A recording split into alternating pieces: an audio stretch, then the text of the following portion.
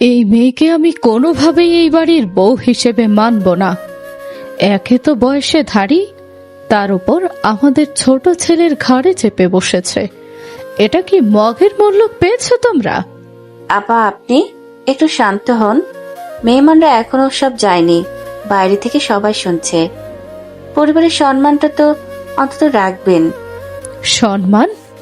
সম্মান তো এই অপদার্থ ছেলেটা নিজেই মাটিতে মিশিয়ে দিয়েছে। শুনুক সবাই, শুনুক। 19 বছরের একটা কচি ছেলের সাথে 28 বছরের একটা ধাড়ি মেয়ের বিয়ে হয়েছে। এটাকে গোপন করার মতো কোনো বিষয়? এই সিনিয়র বউকে নিয়ে আমি সমাজের মানুষের সামনে মুখ দেখাবো কি করে? রেহেনা, তুই আমাকে বল। ফুপু, তুমি এবার একটু চুপ করবে প্লিজ? যা হওয়ার তা তো হয়েই গেছে। এখন এসব চিৎকার করে তো কোনো লাভ নেই। মাথাটা এমনিতেই ধরে আছে আমার। তুই চুপ কর বেয়াদব ছেলে। নিজে তো নিজের জীবনটা নষ্ট করেছিস, সাথে আমাদের পরিবারের সম্মানটাও একেবারে শেষ করে দিয়েছিস। রংপুরের এত বড় একটা নাম করা পরিবার আমাদের, আর আজ তোর এই এক সিদ্ধান্তে সব শেষ হয়ে গেল। তুই আমাকে সত্যি করে বলতো আয়ান, তুই কেন এই কাজ করলি? তুই তো খুব ভালো করে জানতি মেঘলার সাথে সাজিদের বিয়ে ঠিক হয়ে আছে, বিয়ের সব আয়োজন শেষ। তুই কেন বিয়ের আসরে গিয়ে এমন একটা কাণ্ড ঘটালি যাতে বিয়েটা ভেঙে যায়? তোর মাথায় কি ভূত চেপেছিল? আমি যা করেছি ভেবে চিন্তেই করেছি। এর বেশি আমি আর কোনো কথা বলতে পারবো না এখন। আমাকে আমার মতো থাকতে দাও। তুই এখনো মুখে মুখে তর্ক করিস আয়ান? তোর জন্য আজ জলিল আঙ্কেলের মাথা নিচু হয়ে গেছে। আমাদের পরিবারের সবার সম্মান নষ্ট হয়েছে। তুই একটা 19 বছরের বেকার অপদার্থ ছেলে, তুই কি বুঝবি সংসারের দায়িত্ব কি? তুই কি জানিস একটা মেয়ের বিয়ে ভেঙে যাওয়ার মানে কি? আপনারা সবাই আয়ানকে দোষ দিচ্ছেন, কিন্তু কেউ কি একবারও ভেবেছেন এই বিয়েটা আমি কেন মেনে নিলাম? আমার কি নিজের কোনো মতামত ছিল না? ও মা, মেয়ের অহংকার দেখো একবার। বয়স বেশি তো তাই দেমাগটাও একটু বেশি। একদম বড় বউয়ের মতো কথা বলছে, যেন আমরা সবাই ওর প্রজা। তুমি তো এই সুযোগটাই খুঁজছিলে মেঘলা, কিভাবে আমাদের এই বিশাল সম্পত্তিতে ভাগ বসানো যায়, কিভাবে এই বাড়ির কর্ত্রী হওয়া যায়, তাই না? ফুফু আম্মা, আমার বয়স 28 হতে পারে, কিন্তু আমি লোভী নই। আমার আত্মসম্মান বোধ আছে। আমাকে একটু সময় দিন, আমি আপনাদের সব প্রশ্নের উত্তর দিব, কিন্তু দয়া করে আমাকে এইভাবে সবার সামনে অপমান করবেন না। সময় দিয়ে কি হবে? বয়স কি আর কমবে নাকি? তুমি তো আমার বড় ছেলের বউয়ের চেয়েও বয়সে বড়। তোমাকে এখন আমি ছোট বউ মানবো নাকি সিনিয়র বউ বলে ডাকবো সেটাই তো বুঝতে পারছি না।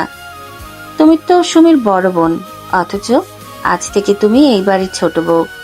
এর চেয়ে হাস্যকর আর লজ্জার বিষয় আমার জীবনে আর একটাও আসেনি। মা, আপনারা আপুকে এইভাবে কথা শোনাবেন না প্লিজ। আপু তো আর ইচ্ছা করে এই বিয়ে করেনি। পরিস্থিতি এমন হয়ে গিয়েছিল যে আঙ্কেল বাধ্য হয়ে আপুর হাতে আয়নের হাত তুলে দিয়েছে। এখানে আপুর কি দোষ? তুই আবার ওর পক্ষ নিচ্ছিস সুমি? তুই হলি এই বাড়ির বড় বউ, আর তোর নিজের বড় বোন হলো এই বাড়ির ছোট বউ। এই সিনিয়র বউয়ের রাজত্ব আমি এ বাড়িতে কিছুতেই চলতে দেব না। তুই দেখে নিস রেহানা, এই মেয়ে একদিন আমাদের সবাইকে পথে বসাবে।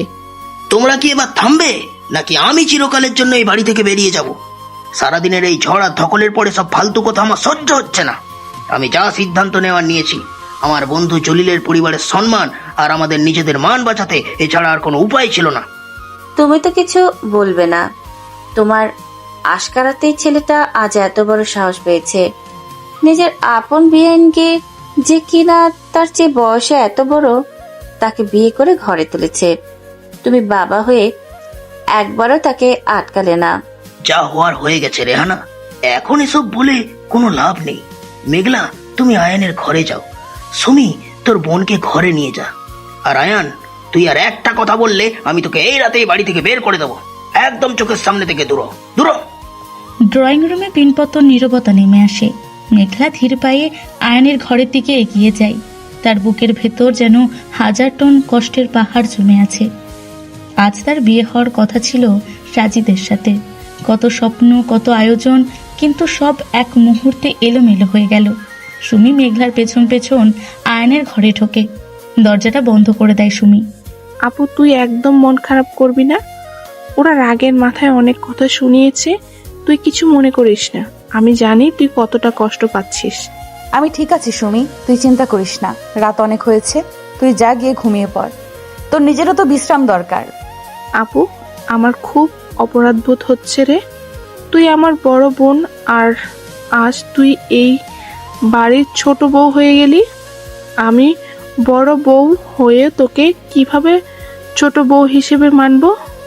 আমার খুব কষ্ট হচ্ছে আপু। কেন এমন হলো আমাদের সাথে? সম্পর্ক কখনো বয়স বা পদবি দিয়ে মাপা যায় না সুমি। তুই এই বাড়ির বড় বউ আর আমি ছোট বউ, এটাই এখন সবচেয়ে বড় সত্যি। তোকে এটা মেনে নিতে হবে। তুই কেঁদে নিজেকে আর দুর্বল করিস না। আমি তো ভেঙে পড়িনি, তুই কেন কাঁদছিস? আয়নটা যে এমন একটা কাজ করবে আমি স্বপ্নেও ভাবিনি। ও কেন বিয়ের আসরে গিয়ে সাজিদ ভাইয়ের সাথে ওভাবে মারামারি করলো? কেন সবার সামনে বলল যে এই বিয়ে হলেও বিষ খাবে? ও কেন এমন পাগলামি করলো আপু? ওর তো তোর সাথে এমন কোনো সম্পর্ক ছিল না। আমি জানি না সুমি, ওর মাথায় কি চলছে, ও কি ভেবে এই কাজ করছে, আমি কিছুই জানি না। আমি শুধু জানি ও আমার জীবনটাকে একটা খেলনা বানিয়ে দিয়েছে। আজ আমাকে সবার সামনে হাসির পাত্র বানিয়েছে। আমি আজ ওকে ছাড়বো না। তুই এখন যা এখান থেকে, আমাকে একটু একা থাকতে দে। আপু তুই কিন্তু কোনো পাগলামি করিস না। আয়ান এমনিতেই খুব জেদি, তুই একটু মাথা ঠান্ডা রাখ। তুই যা সুমি, আমি আমারটা বুঝে নেব। সুমি চলে যাওয়ার পর মেঘলা ঘরের এক কোণে চুপচাপ দাঁড়িয়ে থাকে। কিছুক্ষণ পর আয়ান ঘরে ঢোকে। তার চোখে মুখে বিরক্তির ছাপ। সে মেঘলার দিকে একবার তাকায়, তারপর কোনো কথা না বলে নিজের সোফার দিকে এগিয়ে যায়। তুমি ওখানে মূর্তির মতো দাঁড়িয়ে আছো কেন? ফ্রেশ হয়ে নাও। সারা রাত কি এভাবেই শাড়ি পরে দাঁড়িয়ে থাকবে নাকি? তুমি আমার জীবনটা এভাবে ধ্বংস কেন করলে আয়ান? আমি তোমার কি ক্ষতি করেছিলাম? কেন তুমি আমার সাথে এমন একটা জঘন্য খেলা খেললে? আমি কারো জীবন ধ্বংস করিনি। আমি যা করেছি সব ঠিক করেছি। তুমি শুধু শুধু আমাকে দোষারোপ করছো। তোমার উচিত আমাকে ধন্যবাদ দেওয়া। ধন্যবাদ দেব তোমাকে? তুমি সাজিদকে মিথ্যে বলে আমার বিয়েটা ভেঙে দিলে, সবার সামনে পাগলামি করলে, আর এখন বলছো তুমি ঠিক করেছো? তুমি কি জানো তুমি কত বড় অন্যায় করেছো? আমার বাবার আজীবন কামানো সম্মানটা তুমি এক নিমেষে মাটিতে মিশিয়ে দিয়েছো। সাজিদ লোকটা ভালো ছিল না, এটা আমি তোমাকে আগেও বলেছিলাম। তুমি তো আমার কথা শোনোনি, উল্টো আমাকে পিচ্ছি বলে তাড়িয়ে দিয়েছিলে। তাই বাধ্য হয়ে আমাকে এই কাজ করতে হয়েছে। তোমার ওই তথাকথিত ভালো মানুষের আসল রূপ তুমি দেখোনি। একটা 19 বছরের ছেলে আমাকে বোঝাবে কে ভালো আর কে খারাপ? আমার বয়স 28 আয়ান। আমি তোমার চেয়ে দুনিয়াটা অনেক বেশি দেখেছি। তুমি কি ভেবেছো তুমি খুব বড় হিরো হয়ে গেছো বিয়েটা ভেঙে দিয়ে? আমাকে বিয়ে করে তুমি কি প্রমাণ করতে চাইলে? বয়স বেশি হলেই যে মানুষ সব বোঝে তা কিন্তু নয়। মাঝে মাঝে বয়সে ছোটরাও অনেক কিছু বুঝতে পারে যা বড়রা তাদের ওই অহংকারের কারণে দেখতে পায় না। তুমি সাজিদকে চিনতে খুব বড় একটা ভুল করেছিলে বড় আপু। আমাকে বড় আপু বলে ডাকবে না একদম। তুমি আমাকে অপমান করার জন্যই এই বিয়েটা করেছো, তাই না? যাতে তুমি আমাকে সব সময় তোমার নিচে রাখতে পারো। বয়সের খোঁটা দেওয়ার জন্য তুমি আজ আমার পুরো জীবনটা নিয়ে ছিনিমিনি খেললে। তুমি আসলে একটা সাইকো। তুই যা খুশি ভাবতে পারো, আমার তাতে এক ফোঁটাও কিছু যায় আসে না। আমি এখন ঘুমাতে যাচ্ছি। তুই চাইলে সারা রাত জেগে থাকতে পারো। কাল সকালে উঠে আবার ফুপুর লম্বা ভাষণ শুনতে হবে। তাই এখন ঘুমিয়ে নেওয়াটাই বুদ্ধিমানের কাজ। লাইটটা নিভিয়ে দিও। আয়ান সোফায় গিয়ে শুয়ে পড়ে এবং পাশ ফিরে চোখ বন্ধ করে। মেঘলা অবাক হয়ে আয়ানের দিকে তাকিয়ে থাকে। এই ছেলেটাকে সে ছোটবেলা থেকে দেখছে, আজ সে এত বড় কথা কিভাবে বলছে? মেঘলার ভেতরে একটা চাপা রাগ আর কষ্ট কাজ করতে থাকে। সে নিজের লাগেজটা খুলতে শুরু করে তার দরকারি জিনিসপত্র বের করার জন্য। হঠাৎ তার চোখে পড়ে একটা বাদামি রঙের খামের ওপর। খামটা তার ব্যাগের একদম নিচে লুকানো ছিল। এই খামটা এখানে কি করে এলো? এটা তো আমার নয়। ব্যাগের ভেতরে কে রাখলো এটা? মেঘলা কৌতূহল নিয়ে খামটা খোলে। ভেতরে কয়েকটা ছবি আর একটা ভাঁজ করা কাগজ। ছবিগুলো দেখে মেঘলার চোখ কপালে উঠে যায়। তার পা কাঁপতে শুরু করে।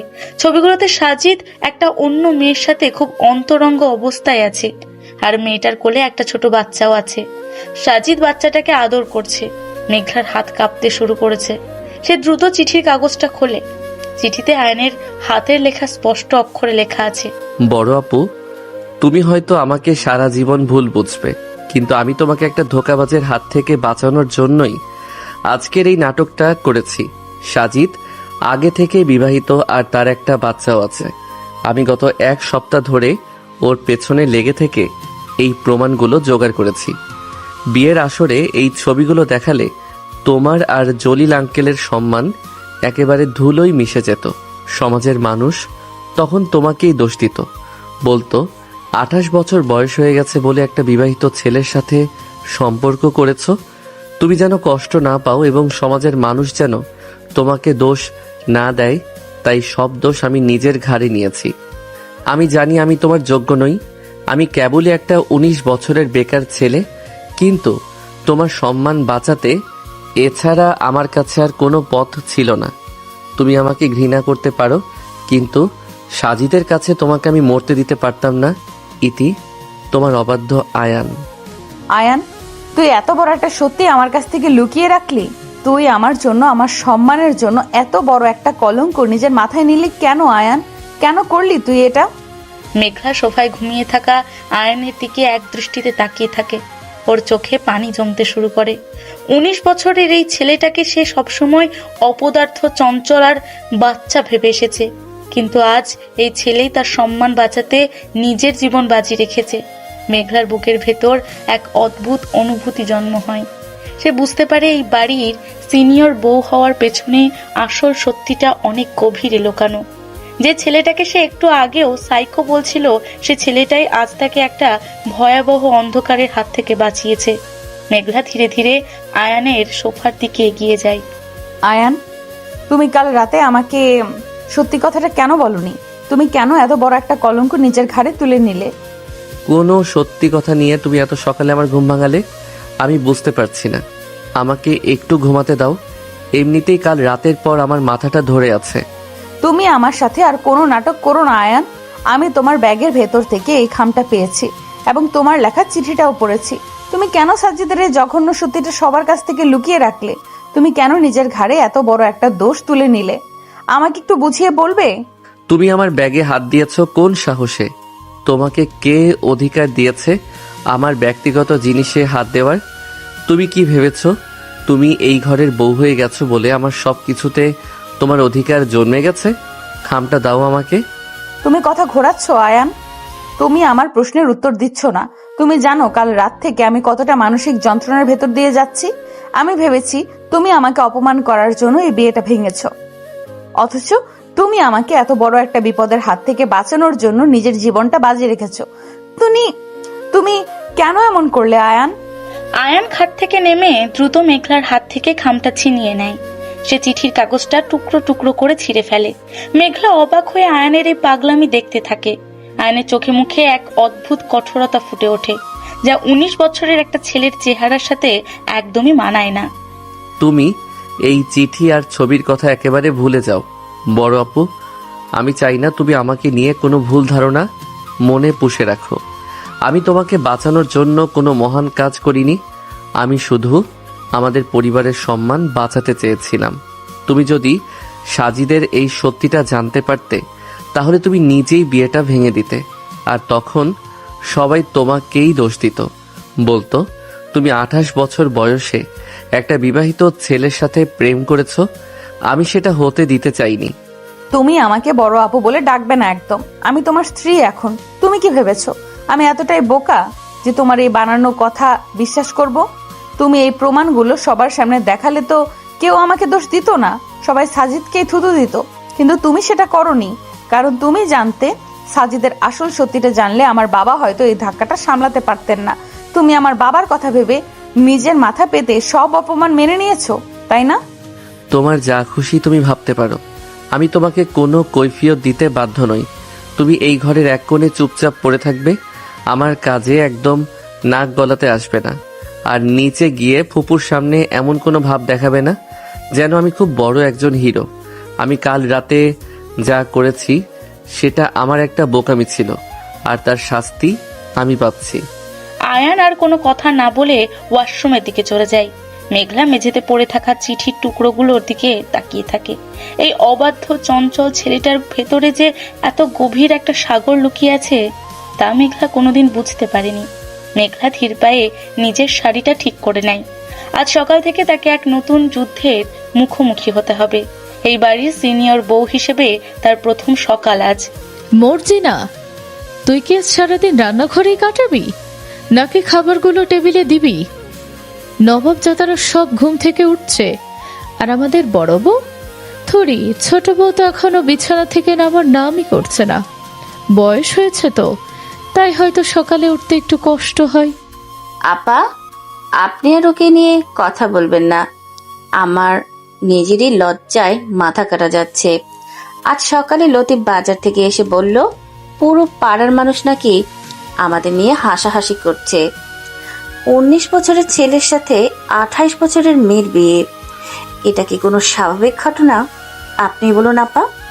স্বাভাবিক হবে কি করে? এই মেয়ে তো একটা ডাইনি।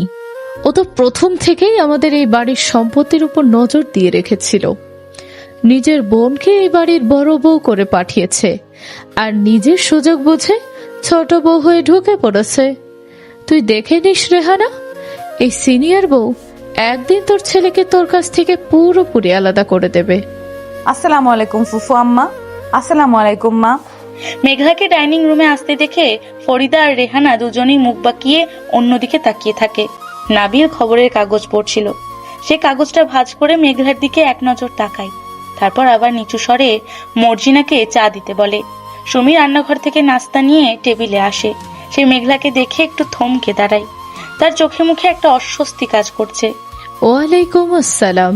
তা আমাদের সিনিয়র বউয়ের কি আজ সকালে ঘুম থেকে উঠতে একটু বেশি দেরি হয়ে গেল নাকি?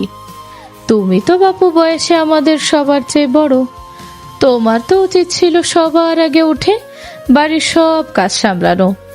নাকি তুমি ভেবেছ এই বাড়ির রাজরানী তুমি হয়ে এসেছো? আমি আসলে কাল রাতে ঠিক মতো ঘুমাতে পারিনি, তাই সকালে উঠতে একটু দেরি হয়ে গেছে। আমি কাল থেকে সবার আগে ওঠার চেষ্টা করব। ফুফু আম্মা, আপনি আমাকে কিছু কাজ দেখিয়ে দিন, আমি করছি। তোমাকে আর কাজ করতে হবে না।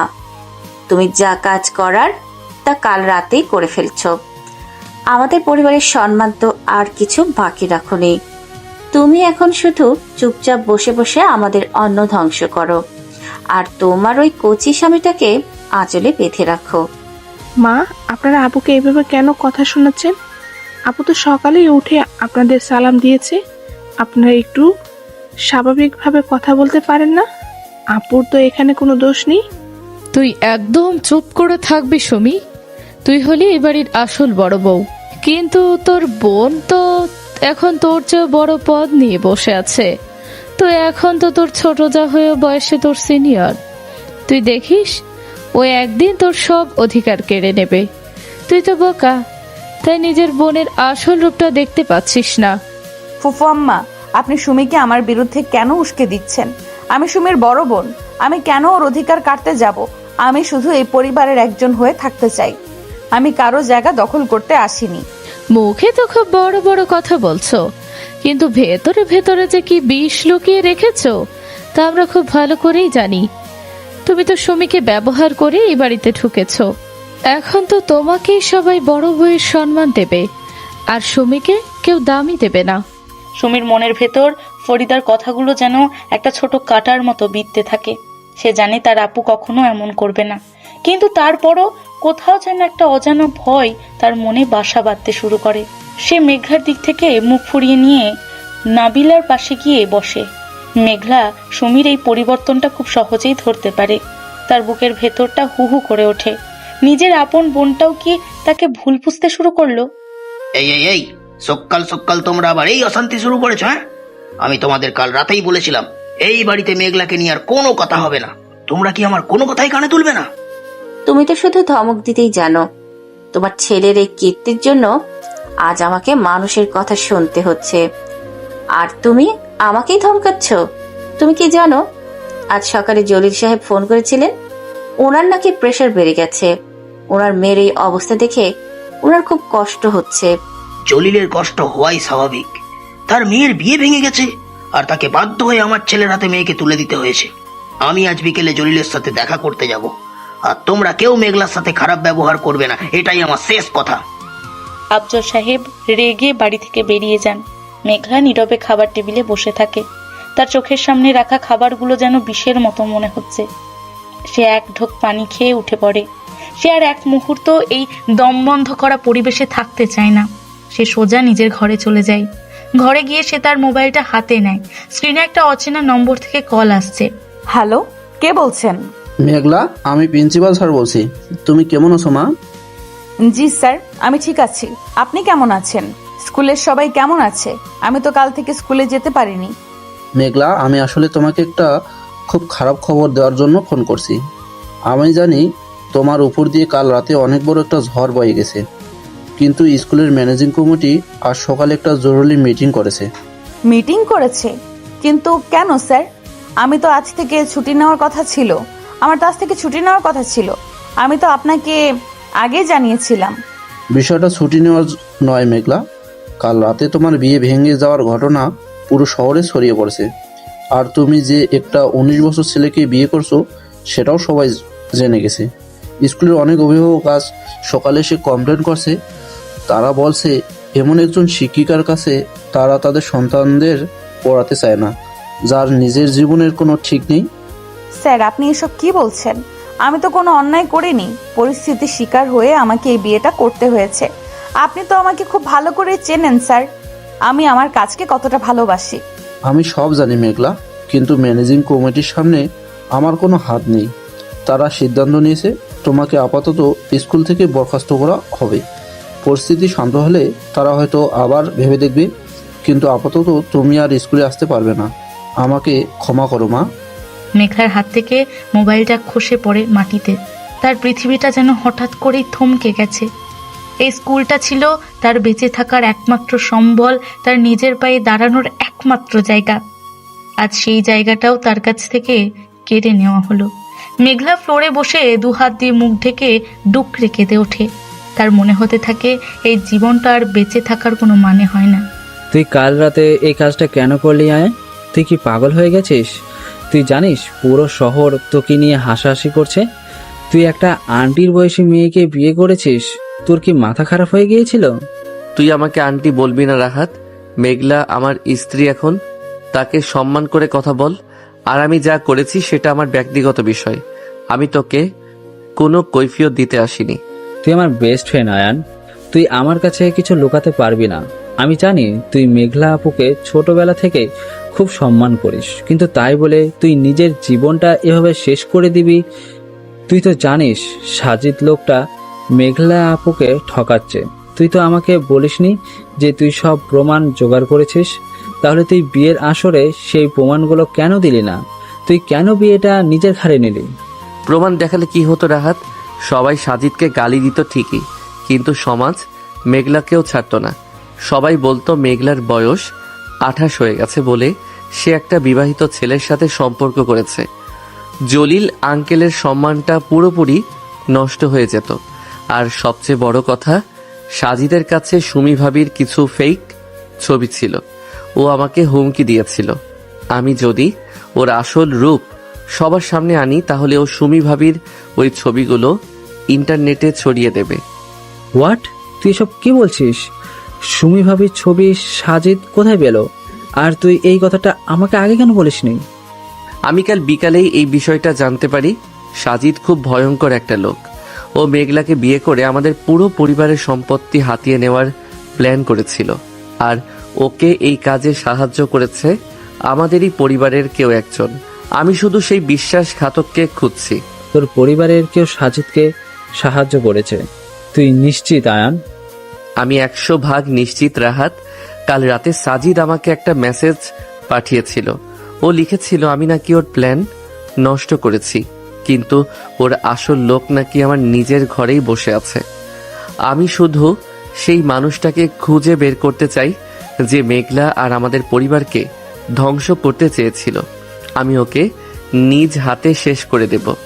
আয়ান আর রাহাত যখন রাস্তায় দাঁড়িয়ে কথা বলছিল তখন আয়ানের মোবাইলটা বেজে ওঠে। স্ক্রিনে একটা অচেনা নাম্বার। আয়ান কলটা রিসিভ করে। অপর পাশ থেকে একটা কর্কশ গলায় আওয়াজ ভেসে আসে। কিরে আয়ন চৌধুরী, কেমন আছিস? তুই তো কাল রাতে আমার ভাইয়ের বিয়েটা ভেঙে খুব বড় হিরো হয়ে গেছিস। ভেবেছিস তুই খুব জিতে গেছিস, তাই না? তুই কে বলছিস? আর আমার নম্বর তুই কোথায় পেলি? আমি সাজিদের বড় ভাই কামাল বলছি। তুই আমার ভাইকে কাল রাতে সবার সামনে অপমান করেছিস। আমার ভাইয়ের সাজানো বাগানটা তুই নষ্ট করেছিস, কিন্তু তুই জানিস না তুই কত বড় একটা বিপদে পা দিয়েছিস। তুই আমাকে ভয় দেখাচ্ছিস? তোরা দুই ভাই মিলে একটা জঘন্য প্রতারণা করতে চেয়েছিলি। আমি তোদের প্ল্যান নষ্ট করেছি বলে তুই এখন আমাকে ধমকাচ্ছিস? তোদের মতো শুয়োরদের আমি রাস্তায় ফেলে পেটাবো।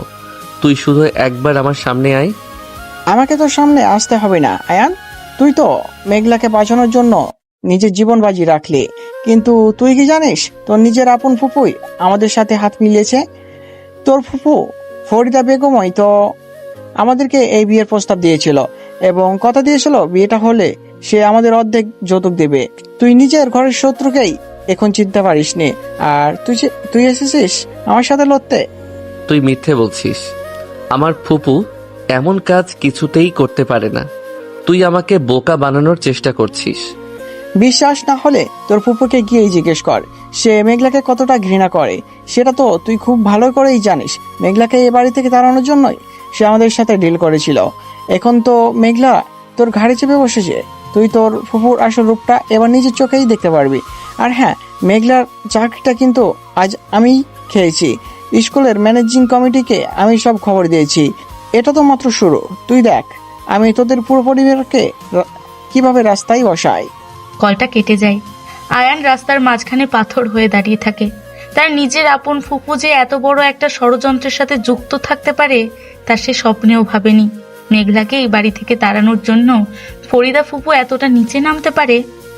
আয়ানের বুকের ভেতর রাগে আগুন জ্বলতে থাকে। সে দ্রুত বাড়ির দিকে হাঁটা শুরু করে। আজ সে এই বাড়ির সব হিসাব চুকিয়ে ফেলবে। তুমি এতক্ষণ কোথায় ছিলে আয়ান? আমি তোমাকে কখন থেকে খুঁজছি। আমি যেখানেই থাকি না কেন তাতে তোমার কি? তুমি কাঁদছো কেন? তোমার চোখগুলো এত লাল কেন?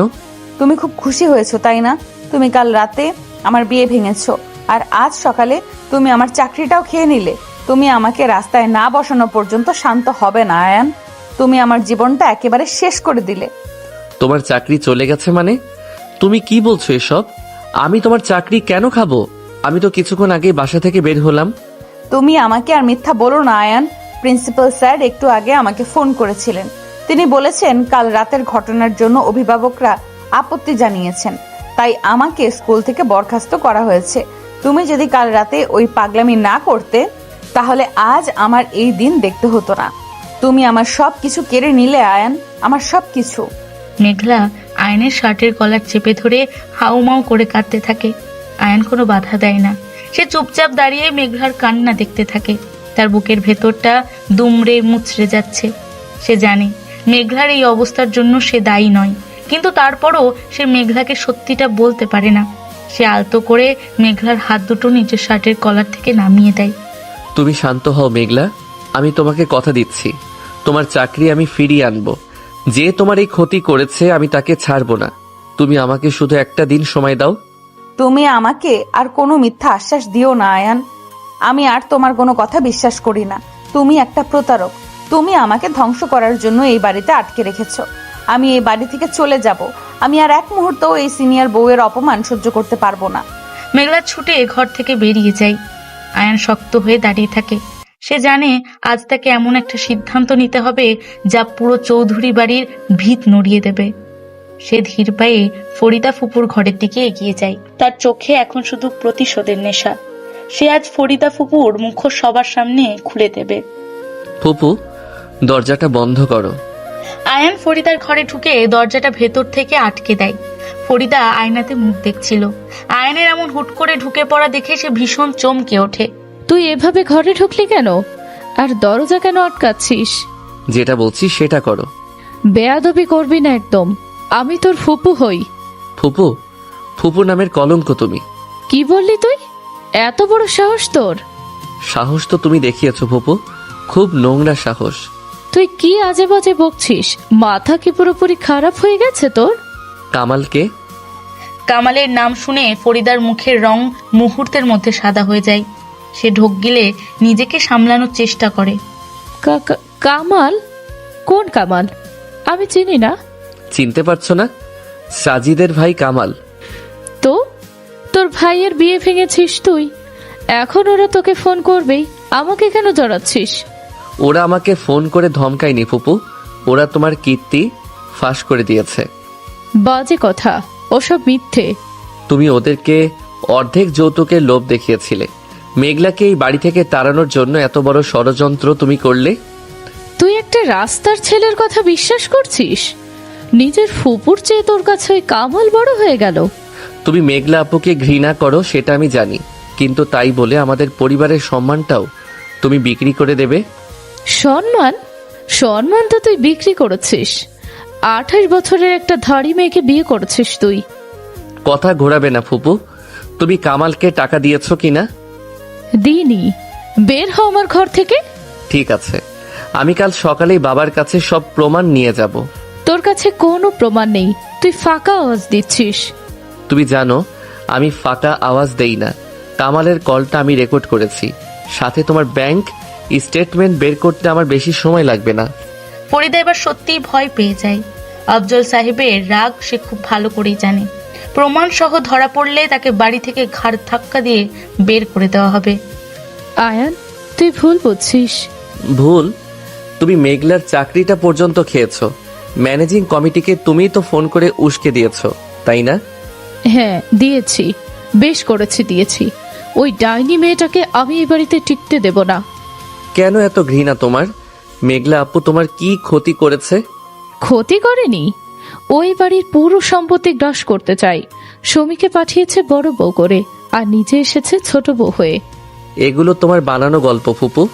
বানানো গল্প নয়, তুই এখনো ছোট, তুই দুনিয়ার কিছুই বুঝিস না। তুমি মেঘলার চাকরিটা ফিরিয়ে আনবে? অসম্ভব, আমি সেটা করব না।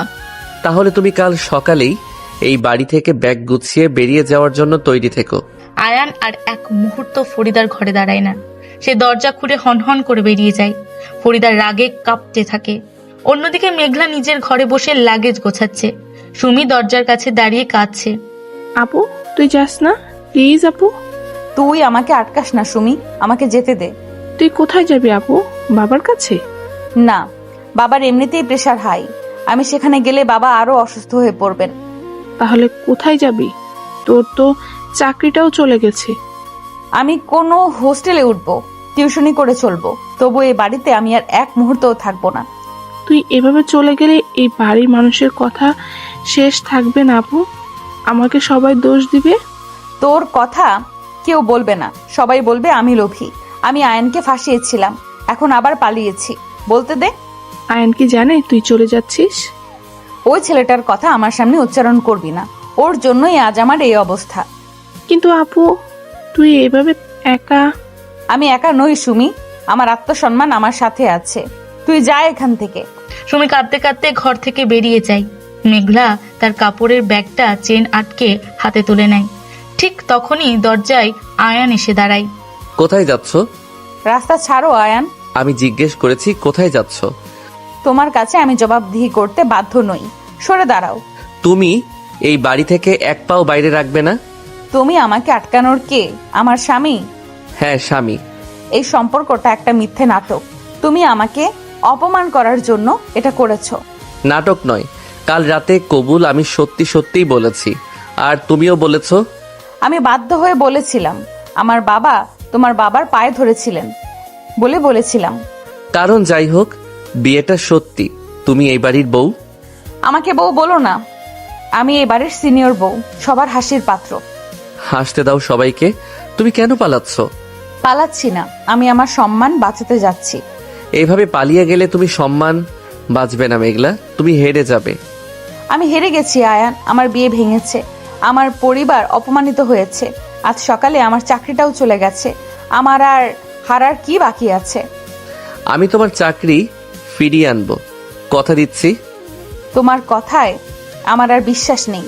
তুমি আমাকে এতটা অপদার্থ ভাবো? তুমি একটা 19 বছরের ছেলে আয়ান, তুমি আমার জন্য কি করবে? তুমি নিজের কোনো ভবিষ্যতে এখনো তৈরি করতে পারোনি। বয়স দিয়ে মানুষের যোগ্যতা মাপা বন্ধ করো। তাহলে কি দিয়ে মাপবো? তুমি কাল রাতে একটা চিঠি লিখে ব্যাগে লুকিয়ে রেখেছো। আজ সকালে সেটা অস্বীকার করেছো। তুমি একটা কাপুরুষ।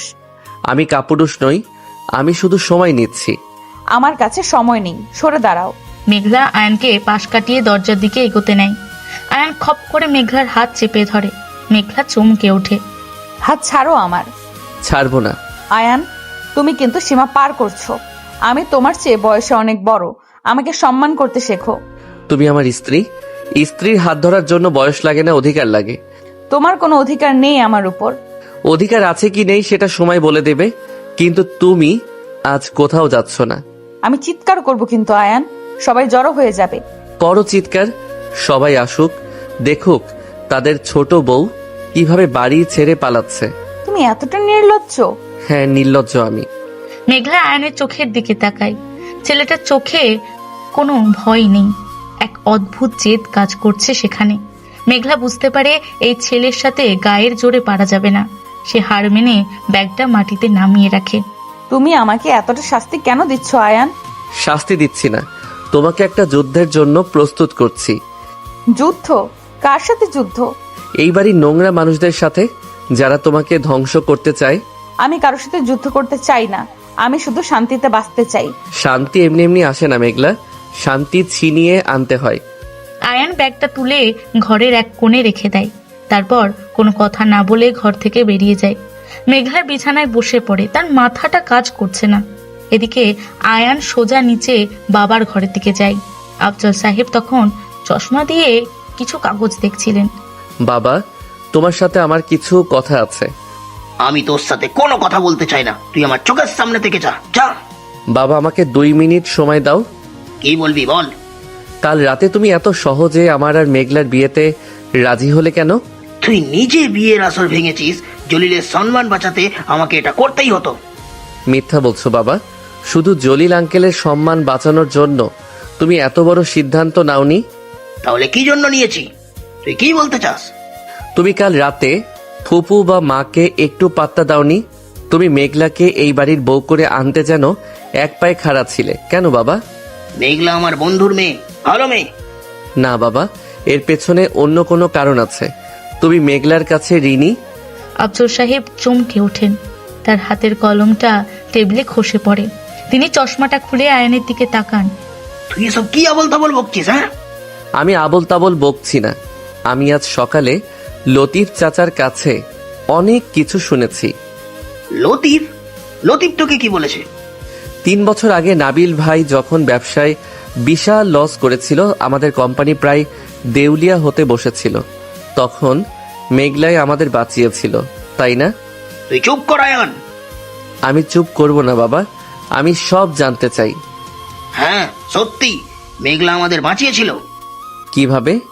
ওর বিয়ের জন্য জলিল অনেক বছর ধরে একটা টাকা ফিক্সড ডিপোজিট করে রেখেছিল। মেঘলার নিজের জমানো টাকাও ছিল, সব মিলিয়ে বিশাল অঙ্ক। তারপর?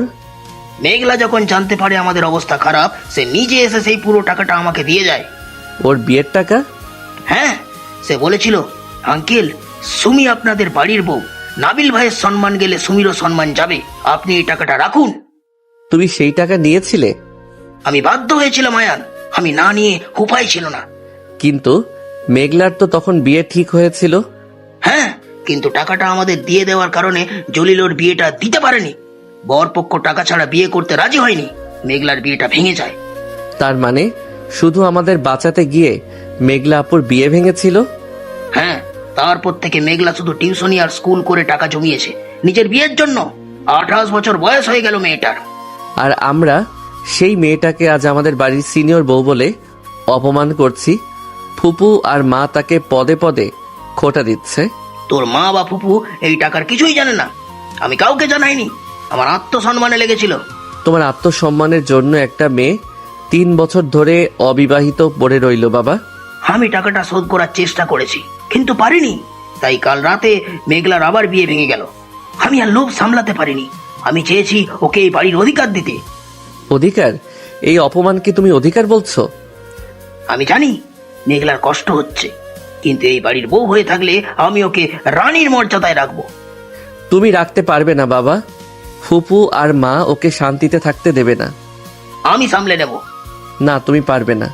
তোমাকে সত্যিটা সবার সামনে আনতে হবে। আমি পারবো না আয়ান। সমাজে সবাই জানবে আমি একটা মেয়ের জমানো টাকার উপর দাঁড়িয়ে ব্যবসা করেছি। আমার সম্মান ধুলোয় মিশে যাবে। সম্মানের ভয় তোমার এখনো গেল না বাবা? মেঘলার জীবনের চেয়ে তোমার মিথ্যা সম্মান বড় হয়ে গেল। আয়ান রাগে ফুঁসতে ফুঁসতে ঘর থেকে বেরিয়ে আসে। দরজার বাইরে দাঁড়িয়েছিল মেঘলা। সে আয়ান আর আফজল সাহেবের সব কথা শুনে ফেলছে। তার দু চোখ বেয়ে পানি পড়ছে। আয়ান মেঘলাকে দেখে থমকে দাঁড়ায়। তুমি এখানে? তুমি আমাকে এই সত্যিটা আগে কেন জানাওনি আয়ান? আমি নিজেই আজ সকালে লতিফ চাচার কাছে একটু আভাস পেয়েছিলাম, মাত্রই বাবার কাছে ক্লিয়ার হলাম। আমি চেয়েছিলাম এই কথাটা যেন কেউ কোনোদিন না জানে। কেন কেন তুমি এত বড় স্যাক্রিফাইস করেছিলে? সুমির জন্য, আমার বোনের সংসারের জন্য। শুধু বোনের জন্য? হ্যাঁ। তুমি মিথ্যা বলছো। তুমি এই পরিবারটাকে নিজের পরিবার ভেবেছিলে। ভেবেছিলাম, কিন্তু তার প্রতিদান আমি খুব ভালোভাবেই পেয়েছি। তুমি আমাকে একটু সময় দাও মেঘলা, আমি সব ঠিক করে দেব। কিছুই ঠিক হবে না আয়ান। তুমি আমাকে শুধু করুণা করছো এখন। করুণা নয়, এটা আমার দায়িত্ব। তোমার কোনো দায়িত্ব নেই, তুমি এখনো ছোট। তুমি আবার আমাকে ছোট বলছো? হ্যাঁ বলছি। তুমি কি করতে পারবে? তোমার বাবার সম্মান বাঁচাতে গিয়ে আমার জীবনটা তো শেষ হয়ে গেল। আমি শেষ হতে দেব না। হঠাৎ নিচ থেকে একটা বিশাল চিৎকার শোনা যায়। রেহেনা বেগমের গলার আওয়াজ। আয়ান আর মেঘলা দ্রুত নিচে নেমে আসে। ড্রয়িং রুমে দুজন পুলিশ অফিসার দাঁড়িয়ে আছে। তাদের সামনে আফজল সাহেব আর ফরিদা বেগম কাঁপছেন। কি হয়েছে মা? পুলিশ কেন? আমি কিছু জানি না আয়ান। এরা বলছে তোর বাবাকে অ্যারেস্ট করতে এসেছে। অ্যারেস্ট কেন? আফজাদ চৌধুরী সাহেবের নামে জালিয়াতির মামলা হয়েছে। উনি নাকি একটা ফেক কোম্পানির নামে ব্যাংক থেকে 2 কোটি টাকা লোন তুলেছেন। আমি কোনো জালিয়াতি করিনি, এটা মিথ্যা কথা। সব প্রমাণ আমাদের কাছে আছে চৌধুরী সাহেব, আপনাকে আমাদের সাথে থানা যেতে হবে। আপনারা কোনো ওয়ারেন্ট ছাড়া আমার বাবাকে নিয়ে যেতে পারেন না। এই যে ওয়ারেন্ট, খুব শক্ত কেস, জামিন পাওয়া মুশকিল হবে।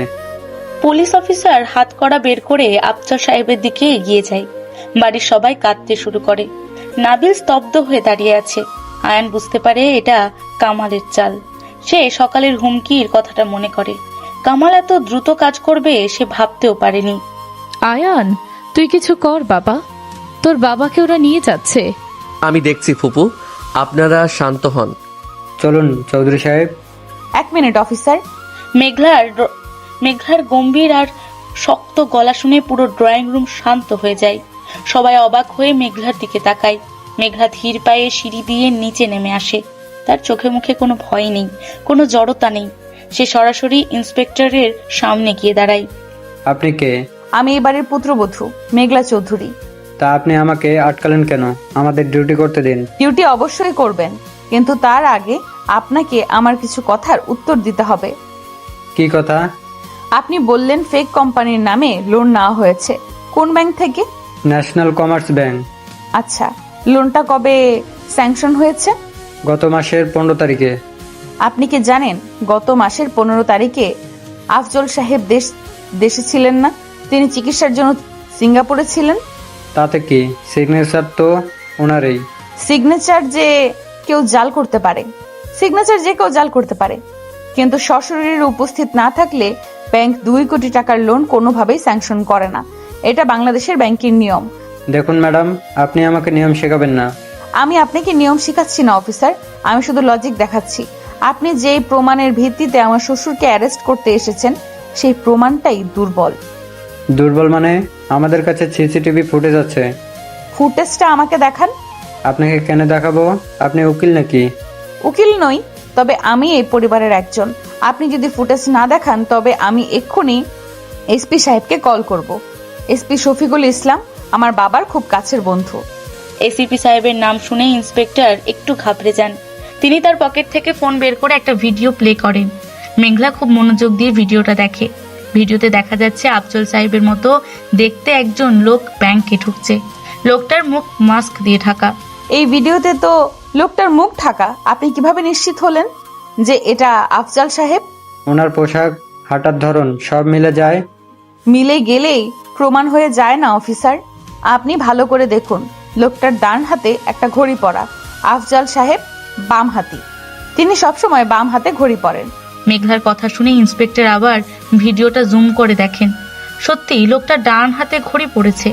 আফজল সাহেবের বাম হাতে তার নিয়মিত ঘড়িটা জ্বলজ্বল করছে।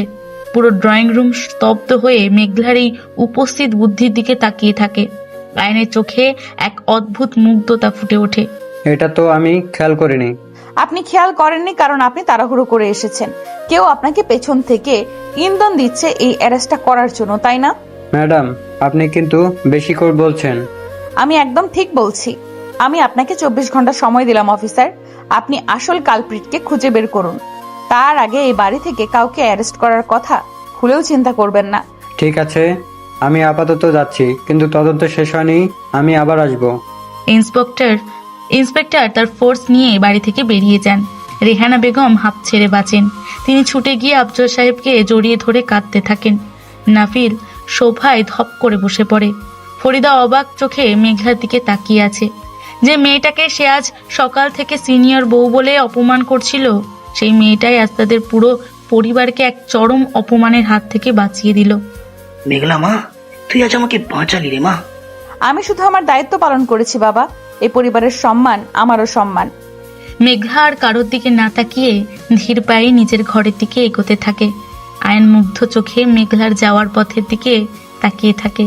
সে শুধু বুঝতে পারে 28 বছরের এই মেঘলা শুধু বয়সে সিনিয়র নয়, বুদ্ধিতে, সাহসে আর আত্মসম্মানে সে এই বাড়ির সবার চেয়ে অনেক বড়।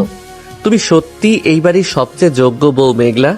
আমি তোমার এই সম্মান সবার সামনে প্রমাণ করেই ছাড়বো। তুই কি ভেবেছিস মেঘলা খুব মহান হয়ে গেছে কাল তোর স্বামীকে পুলিশের হাত থেকে বাঁচিয়ে? তুই একটা বোকা রেহানা, তুই দুনিয়ার কিছুই বুঝিস না। এই সিনিয়র বউ হলো একটা আস্ত সাপ।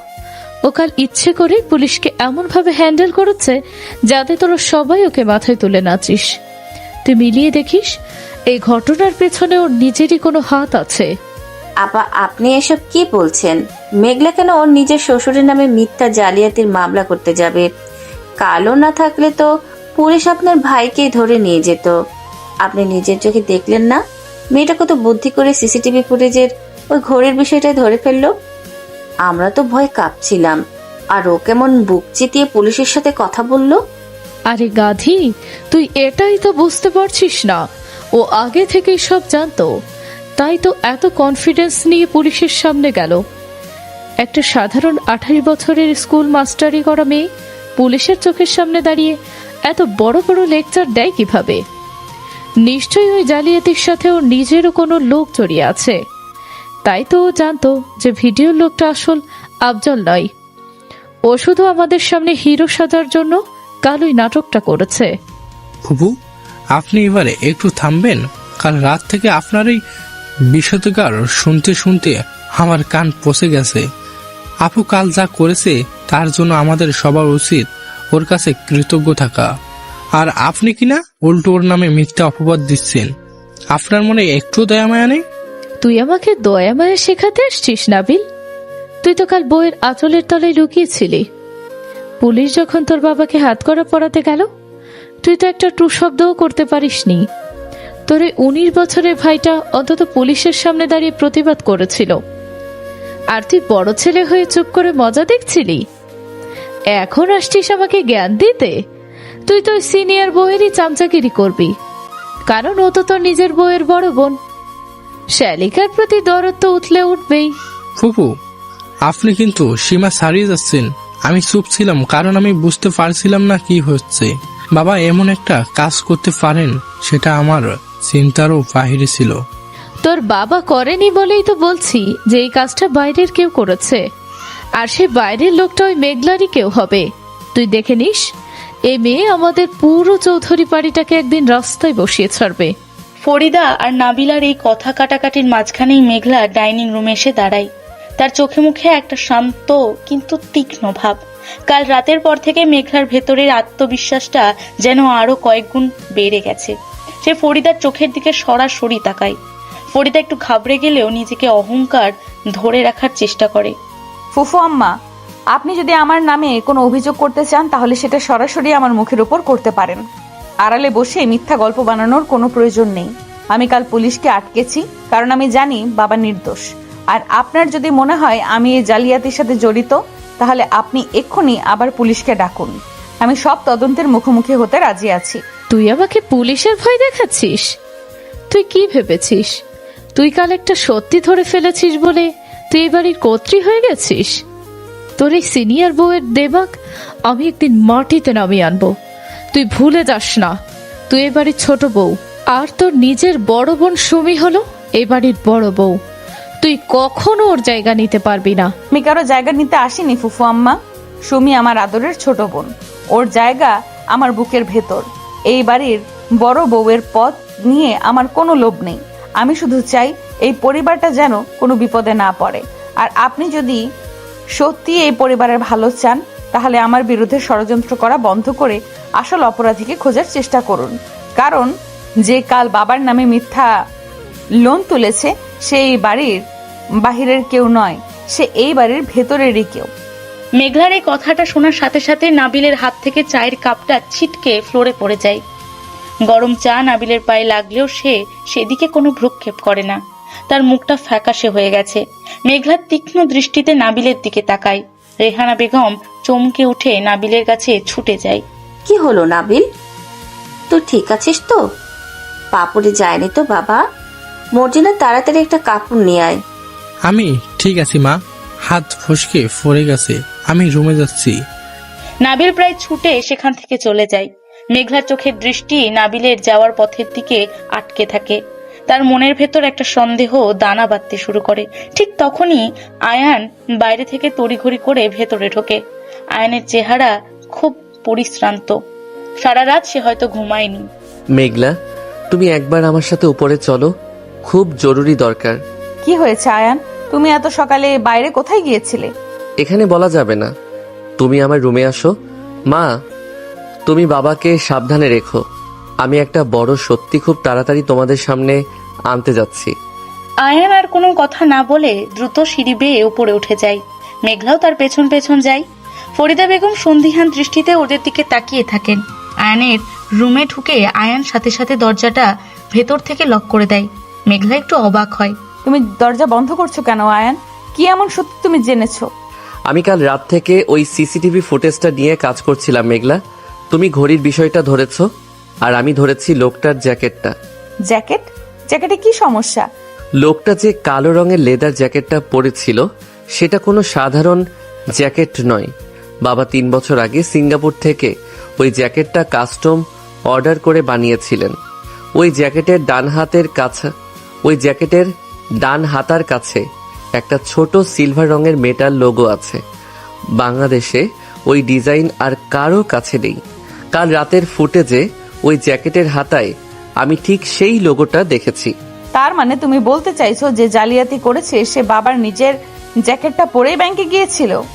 হ্যাঁ, সে বাবার জ্যাকেট পরেছিল, বাবার মতো হাঁটার স্টাইল নকল করেছিল, আর মুখে মাস্ক পরেছিল যাতে কেউ তাকে চিনতে না পারে। কিন্তু সে ঘড়িটা ভুল হাতে পরে ফেলেছিল। এখন প্রশ্ন হলো, বাবার আলমারি থেকে ওই জ্যাকেটটা কে বের করতে পারে?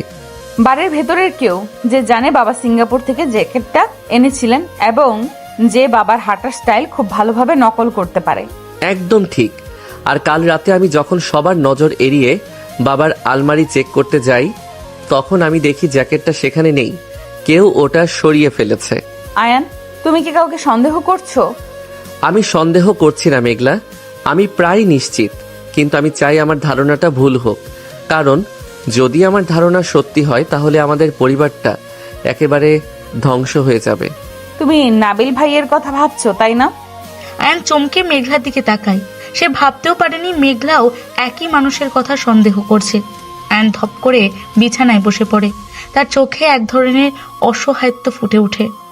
তুমি কিভাবে বুঝলে? একটু আগে নিচে যখন আমি বললাম যে কালকের অপরাধী এই বাড়ির ভেতরের কেউ, তখন নাবিল ভাইয়ের হাত থেকে চায়ের কাপ পড়ে গিয়েছিল। তার চোখে মুখে আমি স্পষ্ট ভয় দেখেছি। ভাইয়া কাল রাত থেকে খুব অস্বাভাবিক আচরণ করছেন। পুলিশের সামনেও তিনি একটাও কথা বলেননি। কিন্তু ভাইয়া কেন এমন করবে মেঘলা? বাবা ভাইয়াকে নিজের চেয়েও বেশি ভালোবাসেন। ভাইয়া কেন বাবার সাথে এত বড় বেইমানি করবে? এর পেছনে নিশ্চয়ই এমন কোনো কারণ আছে যা আমরা জানি না। আমাদের প্রমাণ খুঁজতে হবে আয়ান।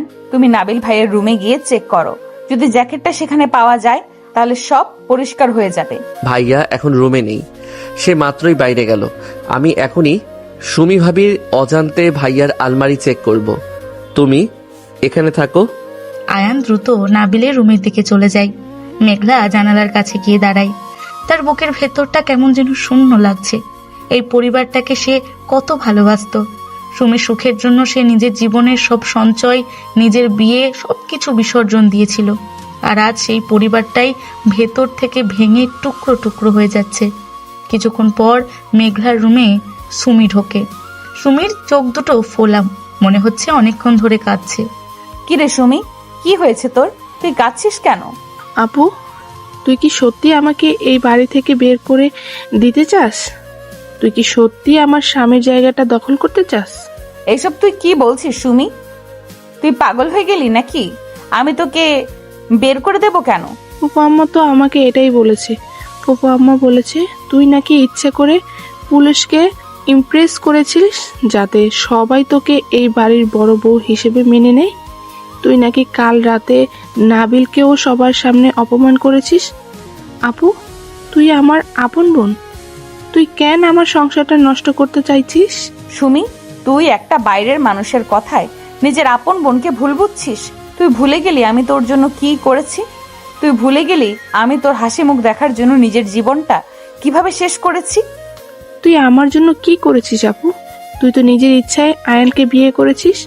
তুই তো পারতিস ওই দিন বিয়ের আসর থেকে চলে যেতি, কিন্তু তুই তো যাসনি। তুই ঠিকই আয়ানের গলায় মালাটা গলায় পরে নিয়েছিস, কারণ তুই জানতি এই চৌধুরী বাড়ির অনেক সম্পত্তি আছে। সুমির এই কথাগুলো মেঘলার বুকের ভেতর তীরের মতো বিঁধতে থাকে। সে স্তব্ধ হয়ে নিজের ছোট বোনের দিকে তাকিয়ে থাকে, যে বোনের জন্য সে নিজের বিয়ের জমানো সব টাকা বিলিয়ে দিয়ে 18 বছর বয়স পর্যন্ত আইবুড়ো হয়ে বসেছিল। আজ সেই বোন তাকে সম্পত্তির লোভী বলছে। মেঘলার চোখ থেকে টপ টপ করে পানি পড়তে শুরু করে। তুই আমাকে সম্পত্তির লোভী বললি সুমি? তুই জানিস 3 বছর আগে তোর এই চৌধুরী বাড়ির কি অবস্থা হয়েছিল?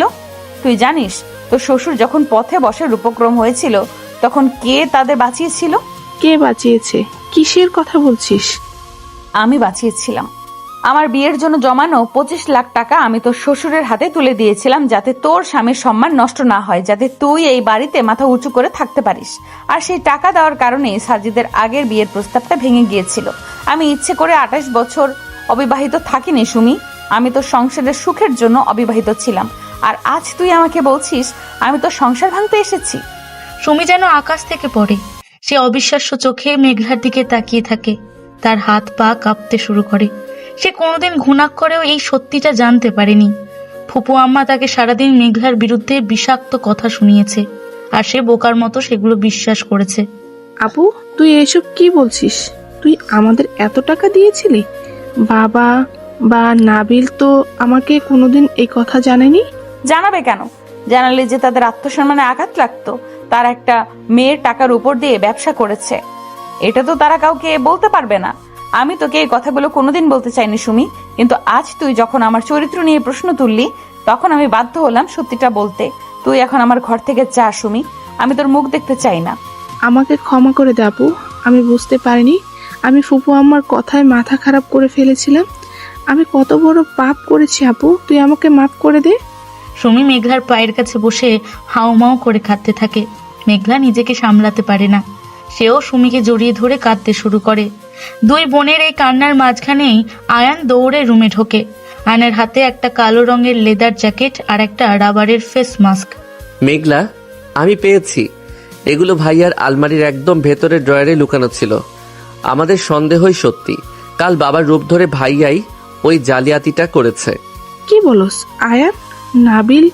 নাবিল কেন বাবার নামে ফেক লোন নিবে? সেটা আমি ভাইয়াকে জিজ্ঞেস করব। ভাইয়া মাত্রই বাড়িতে ফিরেছে। আমি আজ এর শেষ দেখে ছাড়বো। আয়ান জ্যাকেট আর মাস্ক হাতে নিয়ে সোজা নাবিলের ঘরের দিকে ছুটে যায়। মেঘলা আর সুমিও তার পেছন পেছন যায়। নাবিল তার বিছানায় বসে মাথায় হাত দিয়ে চিন্তা করছিল। আয়ান সজোরে দরজা খুলে ভেতরে ঢোকে এবং জ্যাকেটটা নাবিলের মুখের ওপর ছুঁড়ে মারে। এটা কি ভাইয়া? এটা তোমার আলমারিতে কি করছিল? নাবিল জ্যাকেটটা দেখে আক্ষরিক অর্থে কেঁপে ওঠে। তার চোখের সামনে যেন পুরো পৃথিবী ঘুরতে শুরু করে। সে ঢোক গেলে কিছু একটা বলার চেষ্টা করে, কিন্তু তার মুখ দিয়ে কোনো কথা বের হয় না। সুমি দৌড়ে গিয়ে নাবিলের কলার চেপে ধরে। তুমি এই কাজ করেছো নাবিল? তুমি বাবার নামে মিথ্যা জালিয়াতি করেছো? তুমি আমাদের পুরো পরিবারটাকে পথে বসাতে চেয়েছিলে। কেন করলে তুমি এমন জঘন্য কাজ? আমাকে মাফ করে দে আয়ান, আমাকে মাফ করে দে সুমি, আমাকে মাফ করে দে সুমি। আমি বাধ্য হয়েছিলাম, আমার কাছে আর কোনো রাস্তা খোলা ছিল না। কিসের বাধ্যবাধকতা ভাইয়া? তুমি কাল পুলিশকে আমাদের বাড়ি পর্যন্ত নিয়ে এলে। মেঘলা না থাকলে আজ বাবা জেলের ভেতর থাকতো। তুমি কার কথায় এই কাজ করেছো? কে তোমাকে ব্ল্যাকমেইল করছিল? কামাল, সাজিদের বড় ভাই কামাল। কামাল? কিন্তু কামালের সাথে তোমার কিসের সম্পর্ক? সে তোমাকে ব্ল্যাকমেল করবে কেন? নাবিল ফ্লোরে হাঁটু গেড়ে বসে পড়ে। সে দুই হাত দিয়ে মুখ ঢেকে ডুকরে কেঁদে ওঠে। একটা বড় ভাই যখন তার ছোট ভাইয়ের সামনে এভাবে ভেঙে পড়ে, তখন দৃশ্যটা খুব ভয়ানক হয়। আয়ান অবাক হয়ে নাবিলের কান্না দেখতে থাকে। 1 মাস আগে কামাল আমাকে একটা ওয়াটসঅ্যাপ নম্বর থেকে ফোন করে। সে আমাকে কিছু ছবি পাঠায়। ছবিগুলো ছিল সুমির। আমার ছবি? আমার কিসের ছবি? তোর ভার্সিটি জীবনের কিছু ছবি, যেগুলো কেউ খুব জঘন্যভাবে এডিট করে নোংরা রূপ দিয়েছিল। ডিফেক্ট ছবি। ছবিগুলো এত নিখুঁত ছিল যে কেউ দেখলে বিশ্বাস করবে ওগুলো সত্যি। কামাল আমাকে হুমকি দেয়, আমি যদি তার কথা না শুনি তাহলে সে ওই ছবিগুলো ইন্টারনেটে ভাইরাল করে দেবে। তোর সম্মান, আমাদের পরিবারের সম্মান, সবকিছুই ইন্টারনেটের নোংরা গলিতে ছড়িয়ে দেবে। তুমি এই কথাটা আমাকে বা বাবাকে বলতে পারতে ভাইয়া। আমরা সাইবার ক্রাইমে অভিযোগ করতাম। তুমি এর জন্য এত বড় একটা ক্রাইম করে বসলে। আমি ভয় পেয়ে গিয়েছিলাম আয়ান। আমি সুমিকে খুব ভালোবাসি। আমি ওর এই বদনাম সহ্য করতে পারতাম না। কামাল আমাকে বলেছিল, আমি যদি বাবার রূপ ধরে ব্যাংক থেকে এই কোটি টাকার লোন তুলে তাকে দেই, তাহলে সে ওই ছবিগুলো ডিলিট করে দেবে। আর সে কথা দিয়েছিল যে সে বাবার কোনো ক্ষতি করবে না। সে বলেছিল লোকটা সে নিজেই শোধ করে দেবে। আমি বোকার মতো তার ফাঁদে পা দিয়েছিলাম। তুমি একটা চরম ভুল করেছো নাবিল ভাই। কামাল শুধু টাকা নিতে আসেনি, সে আমাদের পরিবারটাকে ধ্বংস করতে এসেছিল। আর সেই কাজের জন্য তোমাকেই ব্যবহার করেছে। তুমি নিজের বাবার পিঠে ছুরি মেরেছো। আমি জানি আপু, আমি অনেক বড় পাপ করেছি। কাল রাতে যখন বাবা পুলিশ দেখে কাঁদছিল, তখন আমার মনে হচ্ছিল আমি মরে যাই। আমি নিজেকে ক্ষমা করতে পারছি না। তুমি টাকাটা কিভাবে কামালকে দিলে? ক্যাশ নাকি ট্রান্সফার? ব্যাংক থেকে টাকাটা সরাসরি একটা বিদেশি অ্যাকাউন্টে ট্রান্সফার করার কথা ছিল কামালের। সে আমাকে একটা অ্যাকাউন্ট নম্বর দিয়েছিল। আমি লোন সংগ্রহ হওয়ার পর পেপারসে সিগনেচার করে দিয়েছিলাম, যাতে টাকাটা ওই অ্যাকাউন্টে চলে যায়। ওই অ্যাকাউন্ট নম্বরটা আমাকে দাও ভাইয়া। আমি ব্যাংকের ম্যানেজারের সাথে কথা বলে ট্রানজ্যাকশনটা ট্র্যাক করার চেষ্টা করব। নাবিল তার মোবাইল থেকে অ্যাকাউন্ট নম্বরটা বের করে আয়ানকে দেয়। আয়ান সাথে সাথে তার ল্যাপটপ অন করে ব্যাংকের একটা পরিচিত সোর্সকে সেই নম্বরটা পাঠায় ডিটেলস আনার জন্য। ঘরে পিনপতন নীরবতা। সুমি একটা কোনায় বসে কাঁদছে। মেঘলার মুখ থমথমে। 10 মিনিট পর আয়ানের ল্যাপটপে একটা মেল আসে। আয়ান মেলটা পড়ে পাথরের মতো জমে যায়। তার চোখ কপালে উঠে যায়। কি হয়েছে আয়ান? কার অ্যাকাউন্ট ওটা? কামাল টাকাটা কোথায় সরিয়েছে? এটা কোনো বিদেশি অ্যাকাউন্ট নয় মেঘলা। মানে কামাল তো আমাকে বলেছিল টাকাটা দুবাইয়ের একটা অ্যাকাউন্টে যাবে। কামাল তোমাকে মিথ্যা বলেছিল ভাইয়া। সে টাকাটা দুবাই পাঠায়নি। সে খুব নিখুঁত একটা চাল চেলেছে। সে এক ঢিলে 2 পাখি মেরেছে। আয়ান, তুমি আমাকে ভয় পাওয়াচ্ছ। পরিষ্কার করে বলো কি হয়েছে? টাকাটা কার অ্যাকাউন্টে গেছে? টাকাটা ট্রান্সফার হয়েছে তোমার অ্যাকাউন্টে মেঘলা। মেঘলা চৌধুরী, অ্যাকাউন্ট নাম্বার 3432। আয়নের কথা শুনে মেঘলার মাথার ওপর যেন বাজ ভেঙে পড়ে। সে ভারসাম্য সামলাতে না পেরে পেছনের দেওয়াল ধরে ফেলে। নাবিল অবিশ্বাস্য চোখে ল্যাপটপের স্ক্রিনের দিকে তাকিয়ে থাকে। সুমি কান্না থামিয়ে অবাক হয়ে যায়। কামাল টাকাটা তোমার পার্সোনাল সেভিংস অ্যাকাউন্টে পাঠিয়েছে মেঘলা। যে অ্যাকাউন্ট থেকে তুমি 3 বছর আগে বাবাকে 25 লাখ টাকা দিয়েছিলে, ঠিক সেই অ্যাকাউন্টে আজ 2 কোটি টাকা ঢুকেছে। কিন্তু আমার অ্যাকাউন্টের ডিটেলস কামাল কোথায় পেল? আর সে এই কাজটা কেন করলো? কারণ সে প্রমাণ করতে চায় যে এই জালিয়াতির আসল মাস্টার মাইন্ড বাবা বা ভাইয়া নয়, আসল মাস্টার মাইন্ড হলে তুমি। সে পুলিশকে বোঝাতে চায় যে তুমি এই পরিবারের বউ হয়ে এসে ধোঁকা দিয়ে বাবার সই জাল করে 2 কোটি টাকা নিজের অ্যাকাউন্টে সরিয়ে ফেলেছ। আর কাল রাতে তুমি পুলিশকে আটকানোর যে নাটক করেছ সেটাও তোমার এই প্ল্যানের একটা অংশ। ঠিক সেই মুহূর্তে আয়নের মোবাইলটা বেজে ওঠে। স্ক্রিনে সেই চেনা নম্বর, কামাল। আয়ন দাঁতে দাঁত চেপে ফোনটা লাউড স্পিকারে রিসিভ করে। কি আয়ন চৌধুরী, ল্যাপটপের স্ক্রিন দেখে খুব চমকে গেছিস তাই না? আমি বলছিলাম না তোদের পুরো পরিবারকে আমি রাস্তায় বসাবো। তুই একটা জানোয়ার কামাল। তুই মেঘলাকে ফাঁসানোর জন্য এই নোংরা খেলা খেললি। শুধু আমি খেয়াল করিনি আয়ান, এই খেলায় তাদের ভেতরের লোকও আমাকে সাহায্য করেছে। আমি তো মেঘলার অ্যাকাউন্ট নাম্বার জানতাম না। ওই অ্যাকাউন্ট নাম্বার আমাকে কে দিয়েছে জানিস? কে?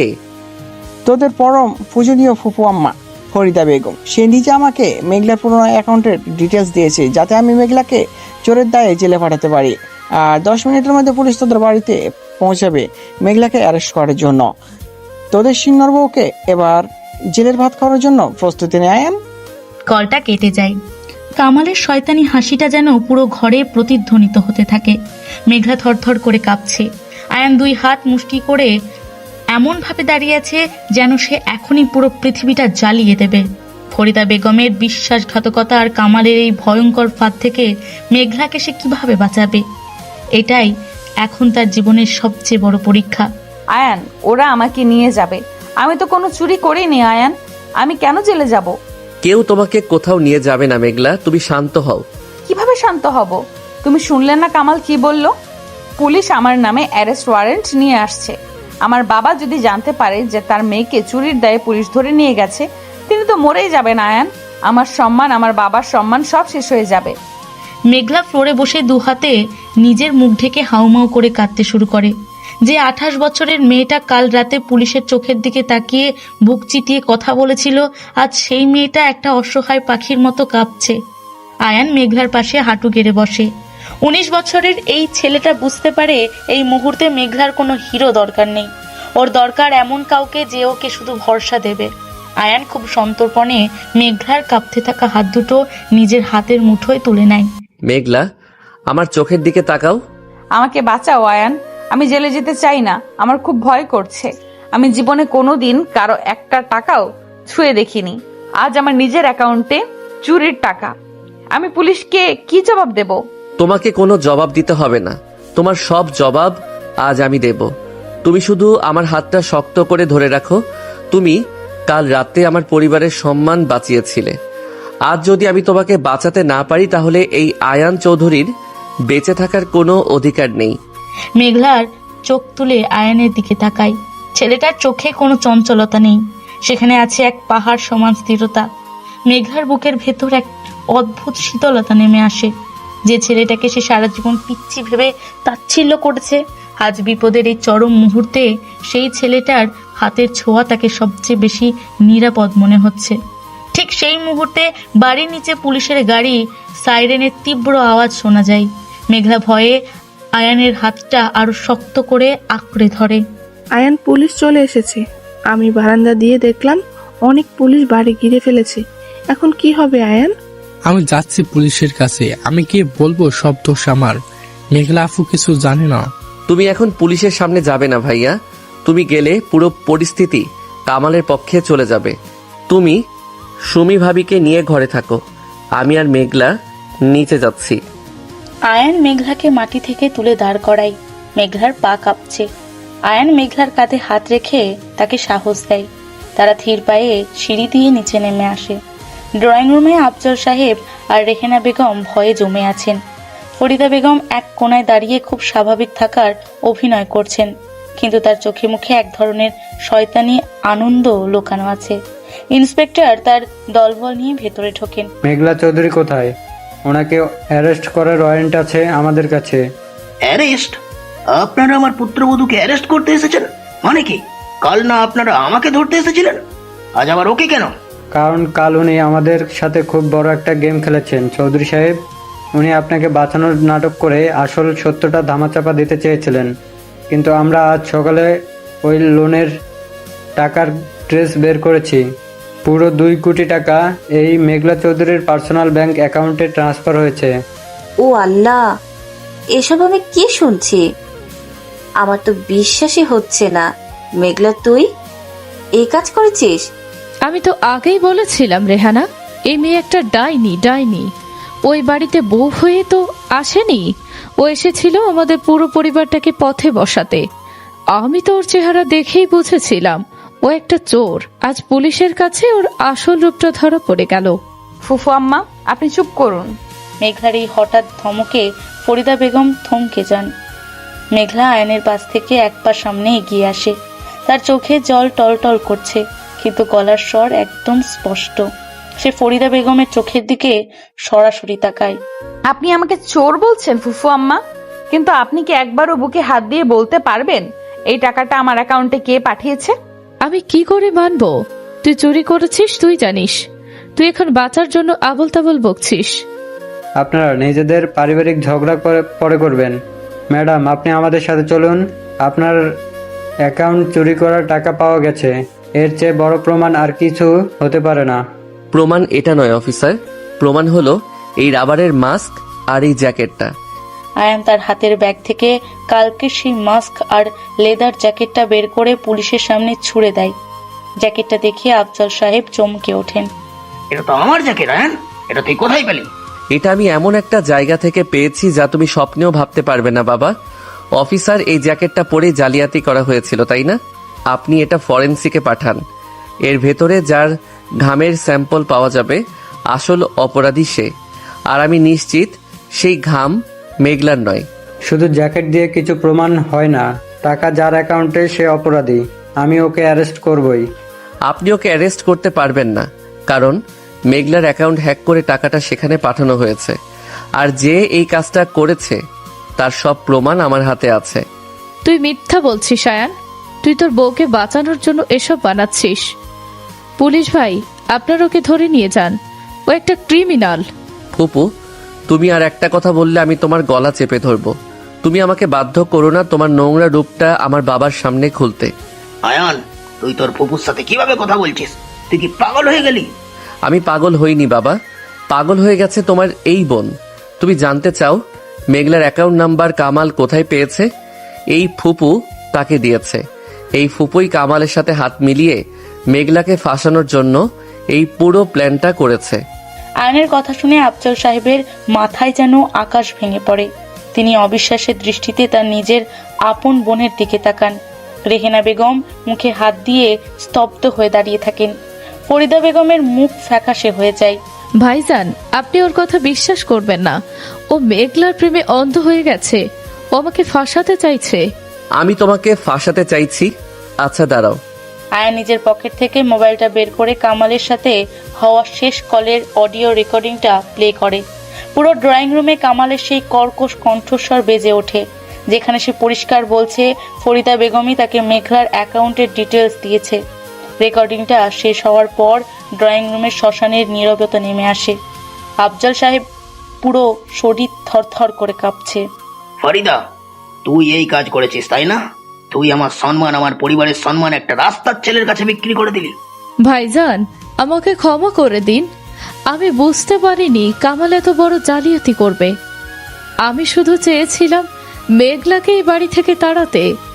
এই মেয়েটা আসার পর থেকে আমার কোনো দাম ছিল না এই বাড়িতে। আমি ওকে সহ্য করতে পারছিলাম না। সহ্য করতে পারছিলি না বলে তুই ওকে চোর সাজাবি? তুই নিজের ভাইয়ের নামে মিথ্যা লোন নেওয়ার কাজে সাহায্য করবি? তুই তো আমার বোন নস, তুই একটা কালা সাপ। আফজল সাহেবের পুরো শরীর থরথর করে কাঁপছে। আফজল সাহেব রাগে কাঁপতে কাঁপতে ফরিদা বেগমের গালে সজোরে একটা চর বসিয়ে দেন। ফরিদা বেগম ছিটকে ফ্লোরে পড়ে যান। রেহেনা বেগম পাথরের মতো দাঁড়িয়ে থাকেন। মেঘলা চোখ বন্ধ করে ফেলে। তার বুকের ভেতরটা দুমড়ে মুচড়ে যাচ্ছে। একটা পরিবারের ভেতরের রূপ এত কুৎসিত হতে পারে তা সে কোনোদিন কল্পনাও করেনি। এইসব পারিবারিক ড্রামা দিয়ে আইন চলে না চৌধুরী সাহেব।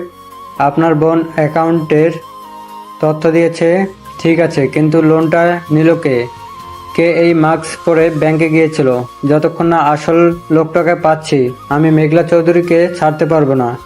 আমি গিয়েছিলাম, হঠাৎ নাবিলের গলা শুনে সবাই সিঁড়ির দিকে তাকায়। নাবিল খুব ধীর পায়ে সিঁড়ি দিয়ে নামছে। তার চোখ দুটো রক্ত জবার মতো লাল। পেছনে সুমি দাঁড়িয়ে অঝরে কাঁদছে। নাবিল এসে সোজা পুলিশের সামনে দাঁড়ায়। নাবিল, তুই এসব কি বলছিস? আমি সত্যি বলছি বাবা, আমি তোমার ওই জ্যাকেট আর মাস্ক পরে ব্যাংকে গিয়েছিলাম। আমি তোমার সিগনেচার চাল করেছিলাম। আফজাল সাহেব নিজের বুকে হাত দিয়ে সোফায় বসে পড়েন। তার চোখের সামনে পুরো পৃথিবীটা যেন ঘুরছে। তার সবচেয়ে গর্বের ছেলে, তার বড় ছেলে, যার হাতে তিনি তার পুরো ব্যবসার দায়িত্ব তুলে দিয়েছিলেন, সেই ছেলেই আজ তার সাথে এত বড় বেইমানি করেছে। একজন বাবার জন্য এর চেয়ে বড় মানসিক মৃত্যু আর কিছু হতে পারে না। কেন করলি তুই এই কাজ নাবিল? বল কেন? আমার কি কমতি ছিল যে তোকে চুরি করতে হলো?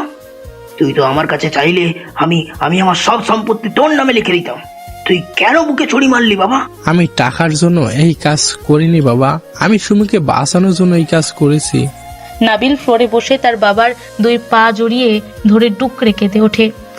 একটা পরিণত মানুষের এই অসহায় কান্না দেখে মেঘলার চোখ দিয়ে অঝরে পানি পড়তে থাকে।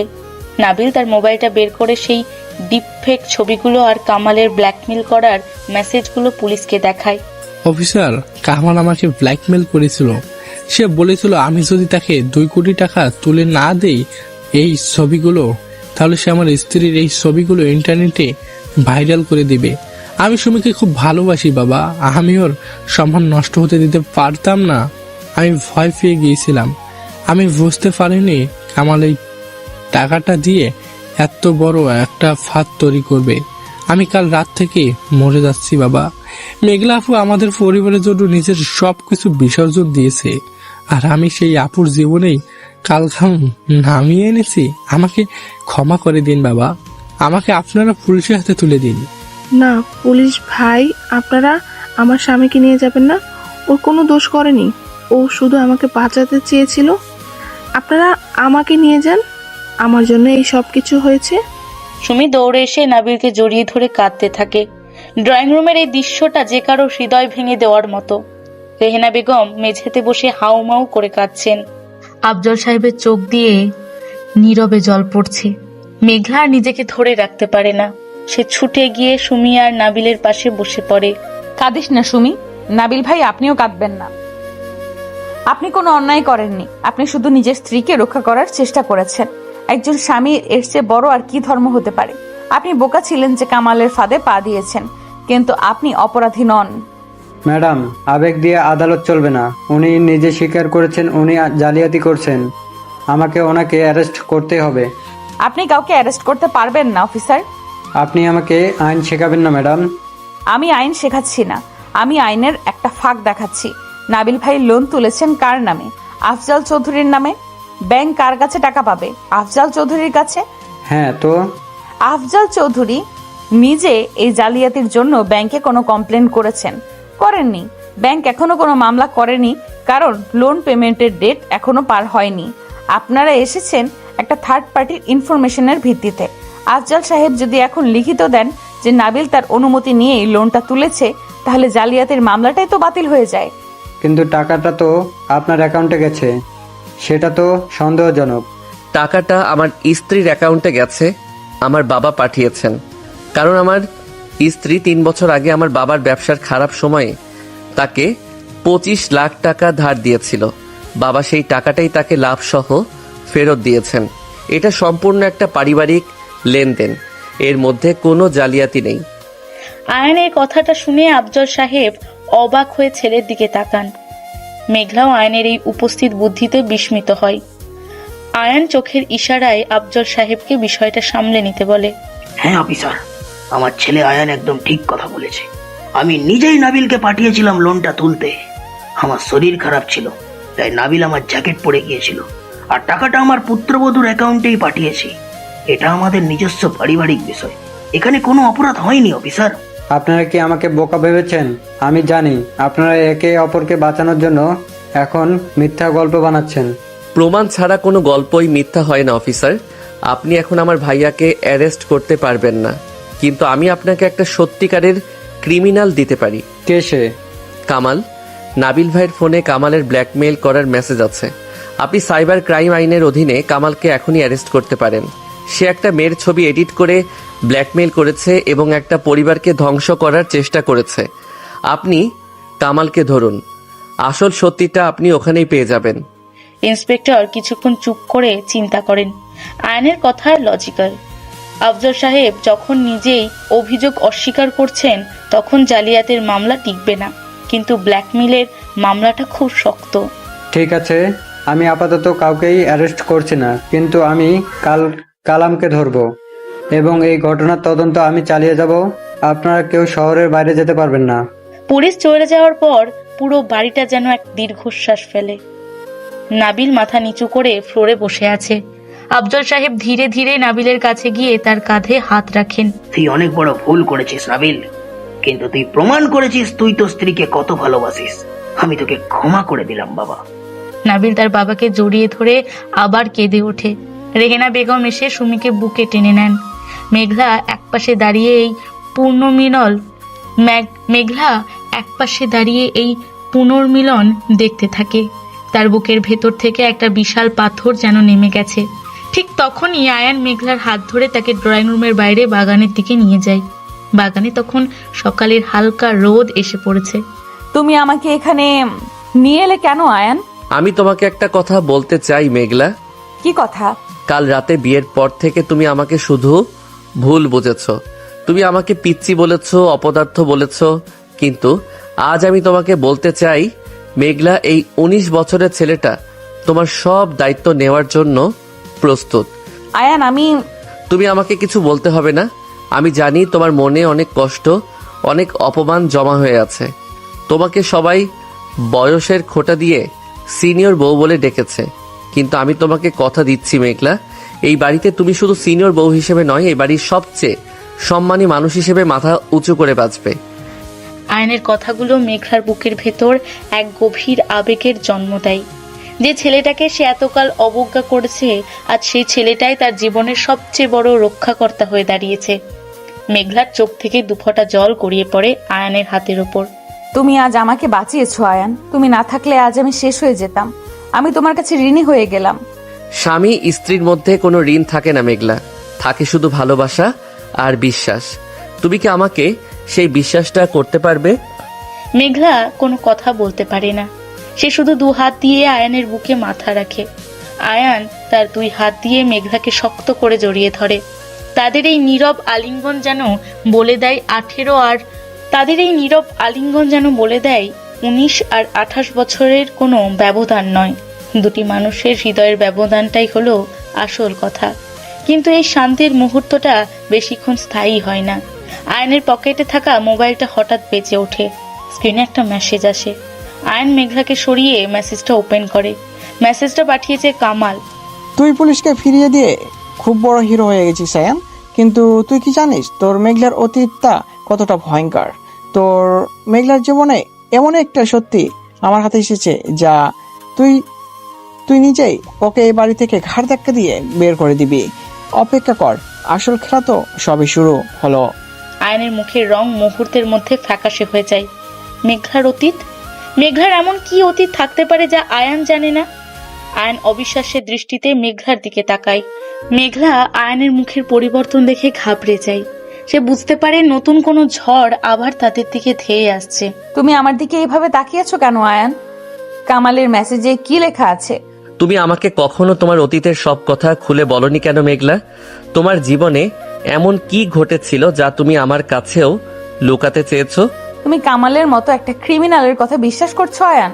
তুমি ভাবছো আমার কোনো অন্ধকার অতীত আছে যা আমি তোমার কাছ থেকে লুকিয়েছি?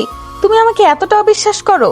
আমি তোমাকে অবিশ্বাস করছি না, কিন্তু কামাল এমনভাবে মেসেজটা পাঠিয়েছে যেন সে তোমার খুব বড় কোনো গোপন কথা জানে। তুমি আমাকে সত্যিটা বলো মেঘলা, আমি তোমার স্বামী, তোমার সবকিছু জানার অধিকার আমার আছে। আমার কোনো গোপন অতীত নেই আয়ান। আমার জীবনটা একটা খোলা বইয়ের মতো।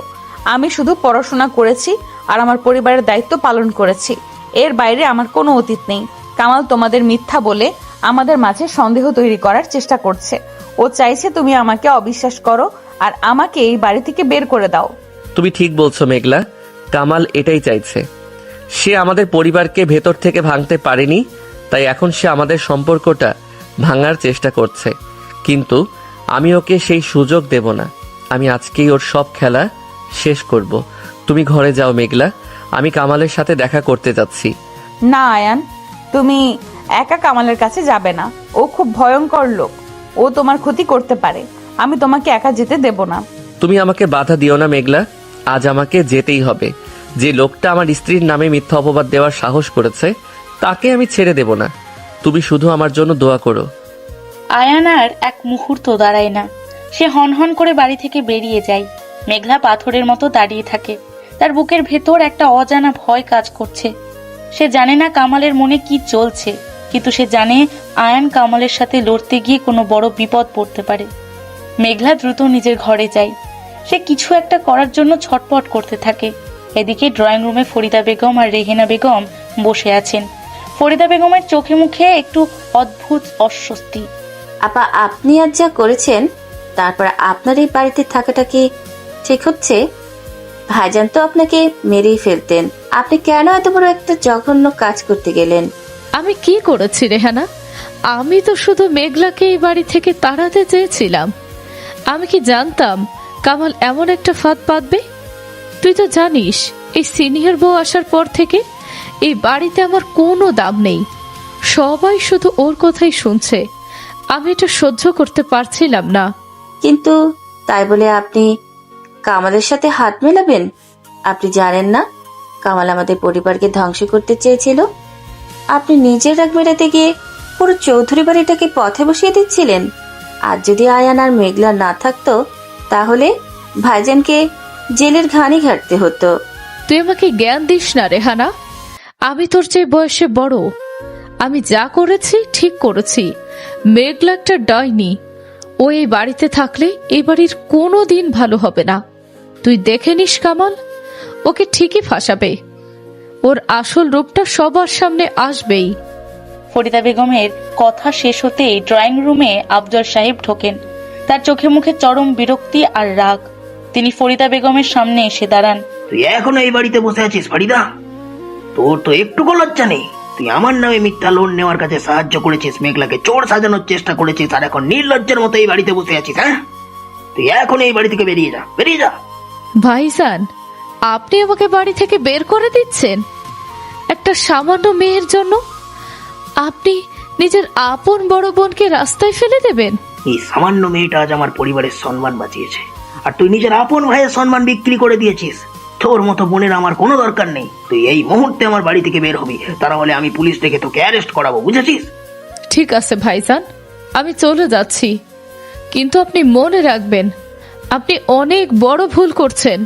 এই মেঘলা একদিন আপনাদের সবাইকে রাস্তায় বসাবে। আমি আর যাচ্ছি, কিন্তু আপনারা একদিন ঠিকই পস্তাবেন। রেহেনা বেগম ভয়ে একপাশে সরে যান। ফরিদা বেগম গজগজ করতে করতে নিজের ঘরের দিকে চলে যান ব্যাগ গোছানোর জন্য। আফজল সাহেব একটা দীর্ঘশ্বাস ফেলে সোফায় বসে পড়েন। তার নিজের পরিবার যে এতটা বিষাক্ত হতে পারে তা তিনি কোনোদিন ভাবেননি। ঠিক তখন মেঘলা সিঁড়ি দিয়ে নিচে নেমে আসে। মেঘলার চোখে মুখে একটা দৃঢ় প্রতিজ্ঞা। বাবা, আয়ান কামালের সাথে দেখা করতে গেছে। কামাল আয়ানকে কোনো ফাঁদে ফেলতে পারে। আমাদের কিছু একটা করতে হবে বাবা। তুই চিন্তা করিস না মা, আয়ান আর আগের মতো ছোট নেই। ও এখন অনেক দায়িত্ববান হয়েছে। ও ঠিকই নিজেকে সামলে নিতে পারবে। না বাবা, কামাল খুব ধূর্ত লোক। ও আয়ানকে রাগিয়ে দিয়ে কোনো ভুল কাজ করাতে পারে। আমি পুলিশের কাছে যাচ্ছি বাবা। আমি ইন্সপেক্টরকে সব কথা খুলে বলবো। তুই একা পুলিশের কাছে যাবি? না, সেটা ঠিক হবে না। আমি তোর সাথে যাচ্ছি। আপনার শরীর ঠিক নেই বাবা, আপনি রেস্ট নেন। আমি একাই যেতে পারবো। আপনি শুধু আমাকে ইন্সপেক্টরের নাম্বারটা দিন। আফজল সাহেব মেঘলাকে ইন্সপেক্টরের নাম্বার দেন। মেঘলা আর দেরি না করে বাসা থেকে বেরিয়ে যায়। তার গন্তব্য এখন শহরের বাইরে কামালের সেই পুরনো গোডাউন। আয়নের এক বন্ধুর কাছ থেকে সে কামালের ঠিকানাটা জোগাড় করেছে। এদিকে কামালের গোডাউনে আয়ন গিয়ে পৌঁছায়। গোডাউনের ভেতরটা অন্ধকার আর স্যাঁতসেঁতে। কামাল একটা ভাঙা চেয়ারে বসে আছে। তার চারপাশে তার কয়েকজন চামচা। কে আয়ন চৌধুরী, তুই সত্যি চলে এলি? আমি তো ভাবিনি তোর এত সাহস হবে। তুই তো একটা কচি খোকা, তুই আমার সাথে লড়তে এসেছিস? আমি তোর সাথে লড়তে আসিনি কামাল, আমি তোর সব খেলার শেষ করতে এসেছি। তুই মেঘলার অতীত নিয়ে কি বলতে চাস? পরিষ্কার করে বল। মেঘলার অতীত? হ্যাঁ, সেই কথাই আসছে। তুই কি জানিস তোর এই সতীসাধ্যী স্ত্রী 3 বছর আগে একটা মার্ডারের সাথে যুক্ত ছিল? তুই মিথ্যে বলছিস কামাল। মেঘলা একটা পিঁপড়াও মারতে পারে না, আর তুই বলছিস সে মার্ডার করেছে। তুই এসব মন গড়া গল্প বানিয়ে আমাকে বোকা বানাতে পারবি না। গল্প নয় আয়ান, এটা একদম সত্যি। 3 বছর আগে মেঘলার স্কুলের একজন ক্লক ছাদ থেকে পড়ে মারা যায়। সবাই ভেবেছিল সেটা সুসাইড, কিন্তু সেটা সুসাইড ছিল না আয়ান। ওই ক্লক মেঘলার নামে কিছু নোংরা কথা ছড়িয়েছিল বলে মেঘলা তাকে ছাদ থেকে ধাক্কা দিয়ে ফেলে দিয়েছিল। আর সেই ঘটনার একমাত্র সাক্ষী ছিল আমার ছোট ভাই সাজিদ। তুই একটা জানোয়ার কামাল। তুই সাজিদকে দিয়ে এসব মিথ্যা কথা বলাতে চাস? তুই ভাবছিস আমি তোর এই আবল তাবল কথা বিশ্বাস করব? তুই বিশ্বাস না করলেও পুলিশ ঠিকই বিশ্বাস করবে। সাজিদ কাল রাতেই পুলিশের কাছে গিয়ে এই স্টেটমেন্ট দিয়ে এসেছে। আর আমি তোকে মেসেজ দিয়েছি, কারণ আমি চাই তুই নিজে মেঘলাকে পুলিশের হাতে তুলে দে। তুই যদি সেটা করিস তাহলে আমি তোর ভাই নাবিলের জালিয়াতির প্রমাণগুলো মুছে ফেলবো। আর তা না হলে আমি নাবিলকেও জেলে পাঠাবো আর মেঘলাকেও মার্ডার কেসে ফাঁসাবো। তুই মেঘলাকে ব্ল্যাকমেইল করতে চাস কামাল, কিন্তু তুই জানিস না আমি সব প্রমাণ নিয়ে এসেছি। আমি তোর আর ফুপুর সব কল রেকর্ড পুলিশের কাছে দিয়ে এসেছি। তুই আমাকে ব্ল্যাকমেইল করার আগে নিজের চরকায় তেল দে। তুই পুলিশের কাছে গিয়েছিস, তুই অনেক বড় ভুল করেছিস আয়ান। তোকে আজ আমি এই গোডাউন থেকেই জ্যান্ত ফিরতে দেব না। ধর ওরে। কামালের চামচারা আয়ানকে চারপাশ থেকে ঘিরে ফেলে। আয়ান ভয় পায় না, সে জানে তাকে আজ লড়তেই হবে। সে একটা লোহার রড তুলে নিয়ে কামালের লোকদের ওপর ঝাঁপিয়ে পড়ে। 19 বছরের এই ছেলেটার ভেতর এত শক্তি কোথা থেকে এলো তা দেখে কামাল নিজেও একটু ঘাবড়ে যায়। আয়ান একা 3-4 জনের সাথে লড়তে থাকে। তার ঠোঁট পেটে রক্ত বের হচ্ছে, জামা ছিঁড়ে গেছে, কিন্তু সে থামছে না। সে শুধু মেঘলার কথা ভাবছে। মেঘলাকে এই জানোয়ারগুলোর হাত থেকে বাঁচানোর জন্য সে নিজের জীবনটাও দিয়ে দিতে পারে। হঠাৎ গোডাউনের বাইরে পুলিশের সাইরেনের শব্দ শোনা যায়। কামাল আর তার চামচারা ভয় পেয়ে পালাতে চেষ্টা করে, কিন্তু পুলিশ পুরো গোডাউন ঘিরে ফেলেছে। মেঘলা পুলিশের সাথে ভেতরে ঢোকে। আয়ান, আয়ান তুমি ঠিক আছো? মেঘলা দৌড়ে গিয়ে আয়ানকে জড়িয়ে ধরে। আয়ানের সারা গায়ে কালশিটে দাগ, রক্ত ঝরছে, কিন্তু আয়ানের মুখে একটা তৃপ্তির হাসি। সে মেঘলাকে দেখে শান্ত হয়।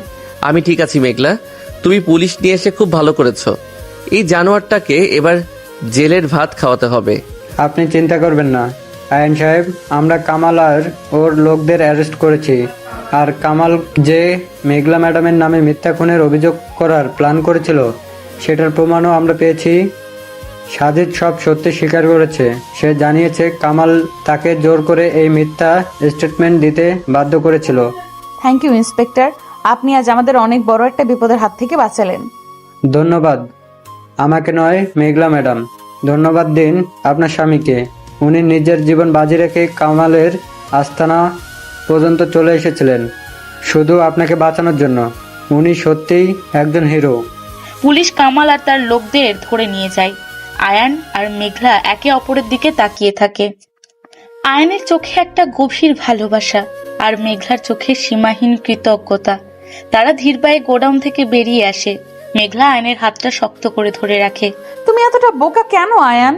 তুমি কেন নিজের জীবন বাঁচিয়ে রেখে এই কামালের কাছে এলে? যদি তোমার কিছু হয়ে যেত তাহলে আমি কি করতাম? আমার কিছু হতো না মেঘলা, তুমি যে আমার সাথে ছিলে, তোমার দোয়া আমাকে বাঁচিয়ে রেখেছে। আর আমি তো তোমাকে কথা দিয়েছিলাম, তোমার সম্মান আর তোমার জীবন বাঁচানোর জন্য আমি সব করতে পারি। আমি নিজেকে কোনোদিনও ক্ষমা করতে পারতাম না। আমি জানি আয়ান, তুমি প্রমাণ করেছো তুমি শুধু আমার স্বামী নও, তুমি আমার জীবনের সবচেয়ে বড় রক্ষাকর্তা। আমি তোমার কাছে সারা জীবন ঋণী হয়ে থাকবো। আমি তোমাকে আগেই বলেছি মেঘলা, স্বামী স্ত্রীর মধ্যে কোনো ঋণ থাকে না, থাকে শুধু ভালোবাসা আর বিশ্বাস। তুমি কি আমাকে ভালোবাসতে পারবে মেঘলা? তুমি কি আমাকে তোমার স্বামী হিসেবে মন থেকে মেনে নিতে পারবে? মেঘলা আয়নের চোখের দিকে তাকায়।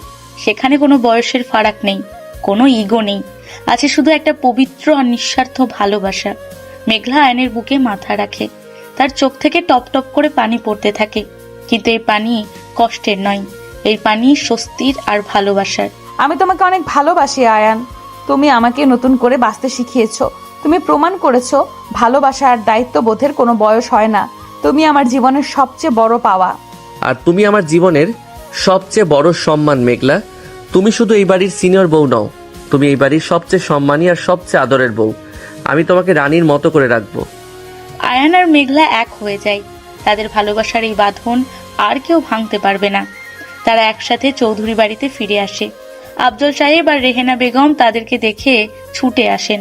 আয়ন বাবা, তোর কি হয়েছে? তোর সারা গায়ে রক্ত কেন? ও আল্লাহ, আমার ছেলেটাকে কারাই ভাবে মারলো? আমি ঠিক আছি মা, তুমি চিন্তা করো না।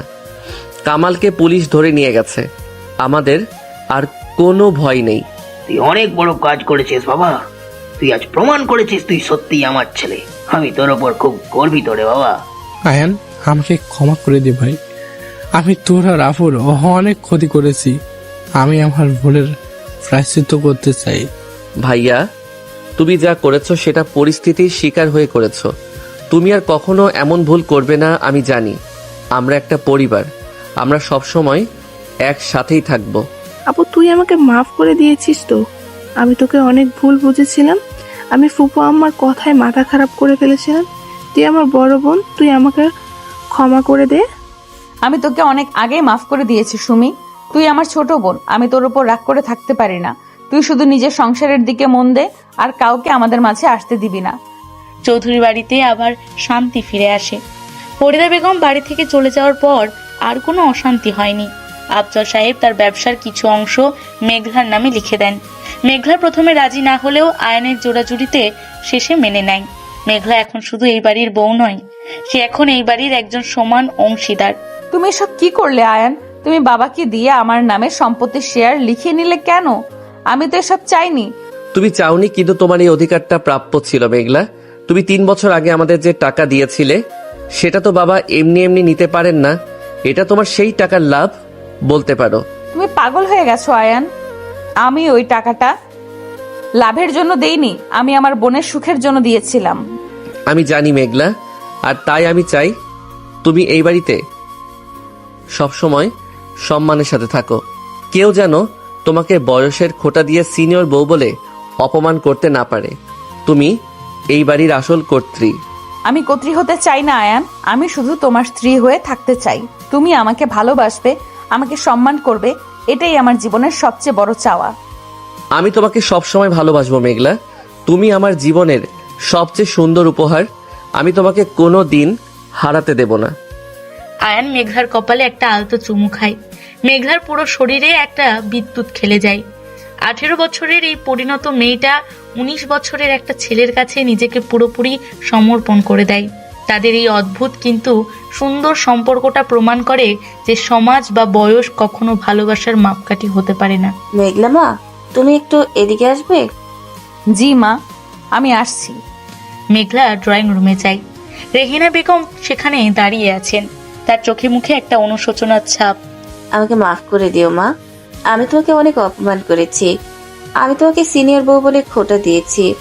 আমি আসলে তোমার আসল রূপটা দেখতে পাইনি। আমি শুধু তোমার বয়সটা দেখেছি, তোমার মনের বিশালতা দেখিনি। তুমি আমাকে ক্ষমা করে দাও মা। মা, আপনি এসব কি বলছেন?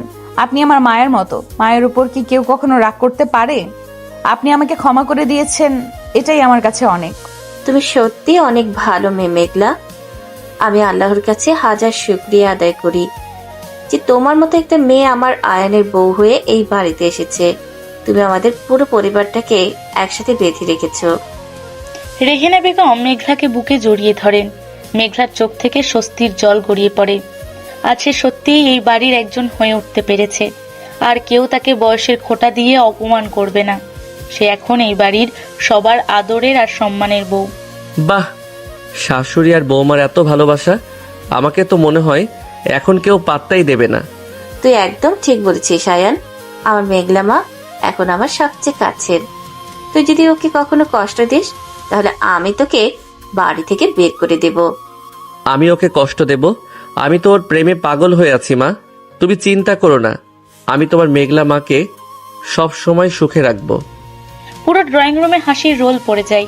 আফজল সাহেব, নাবিল, সুমি সবাই এসে আড্ডায় যোগ দেয়। চৌধুরী বাড়ি আজ অনেকদিন পর আবার প্রাণবন্ত হয়ে উঠেছে।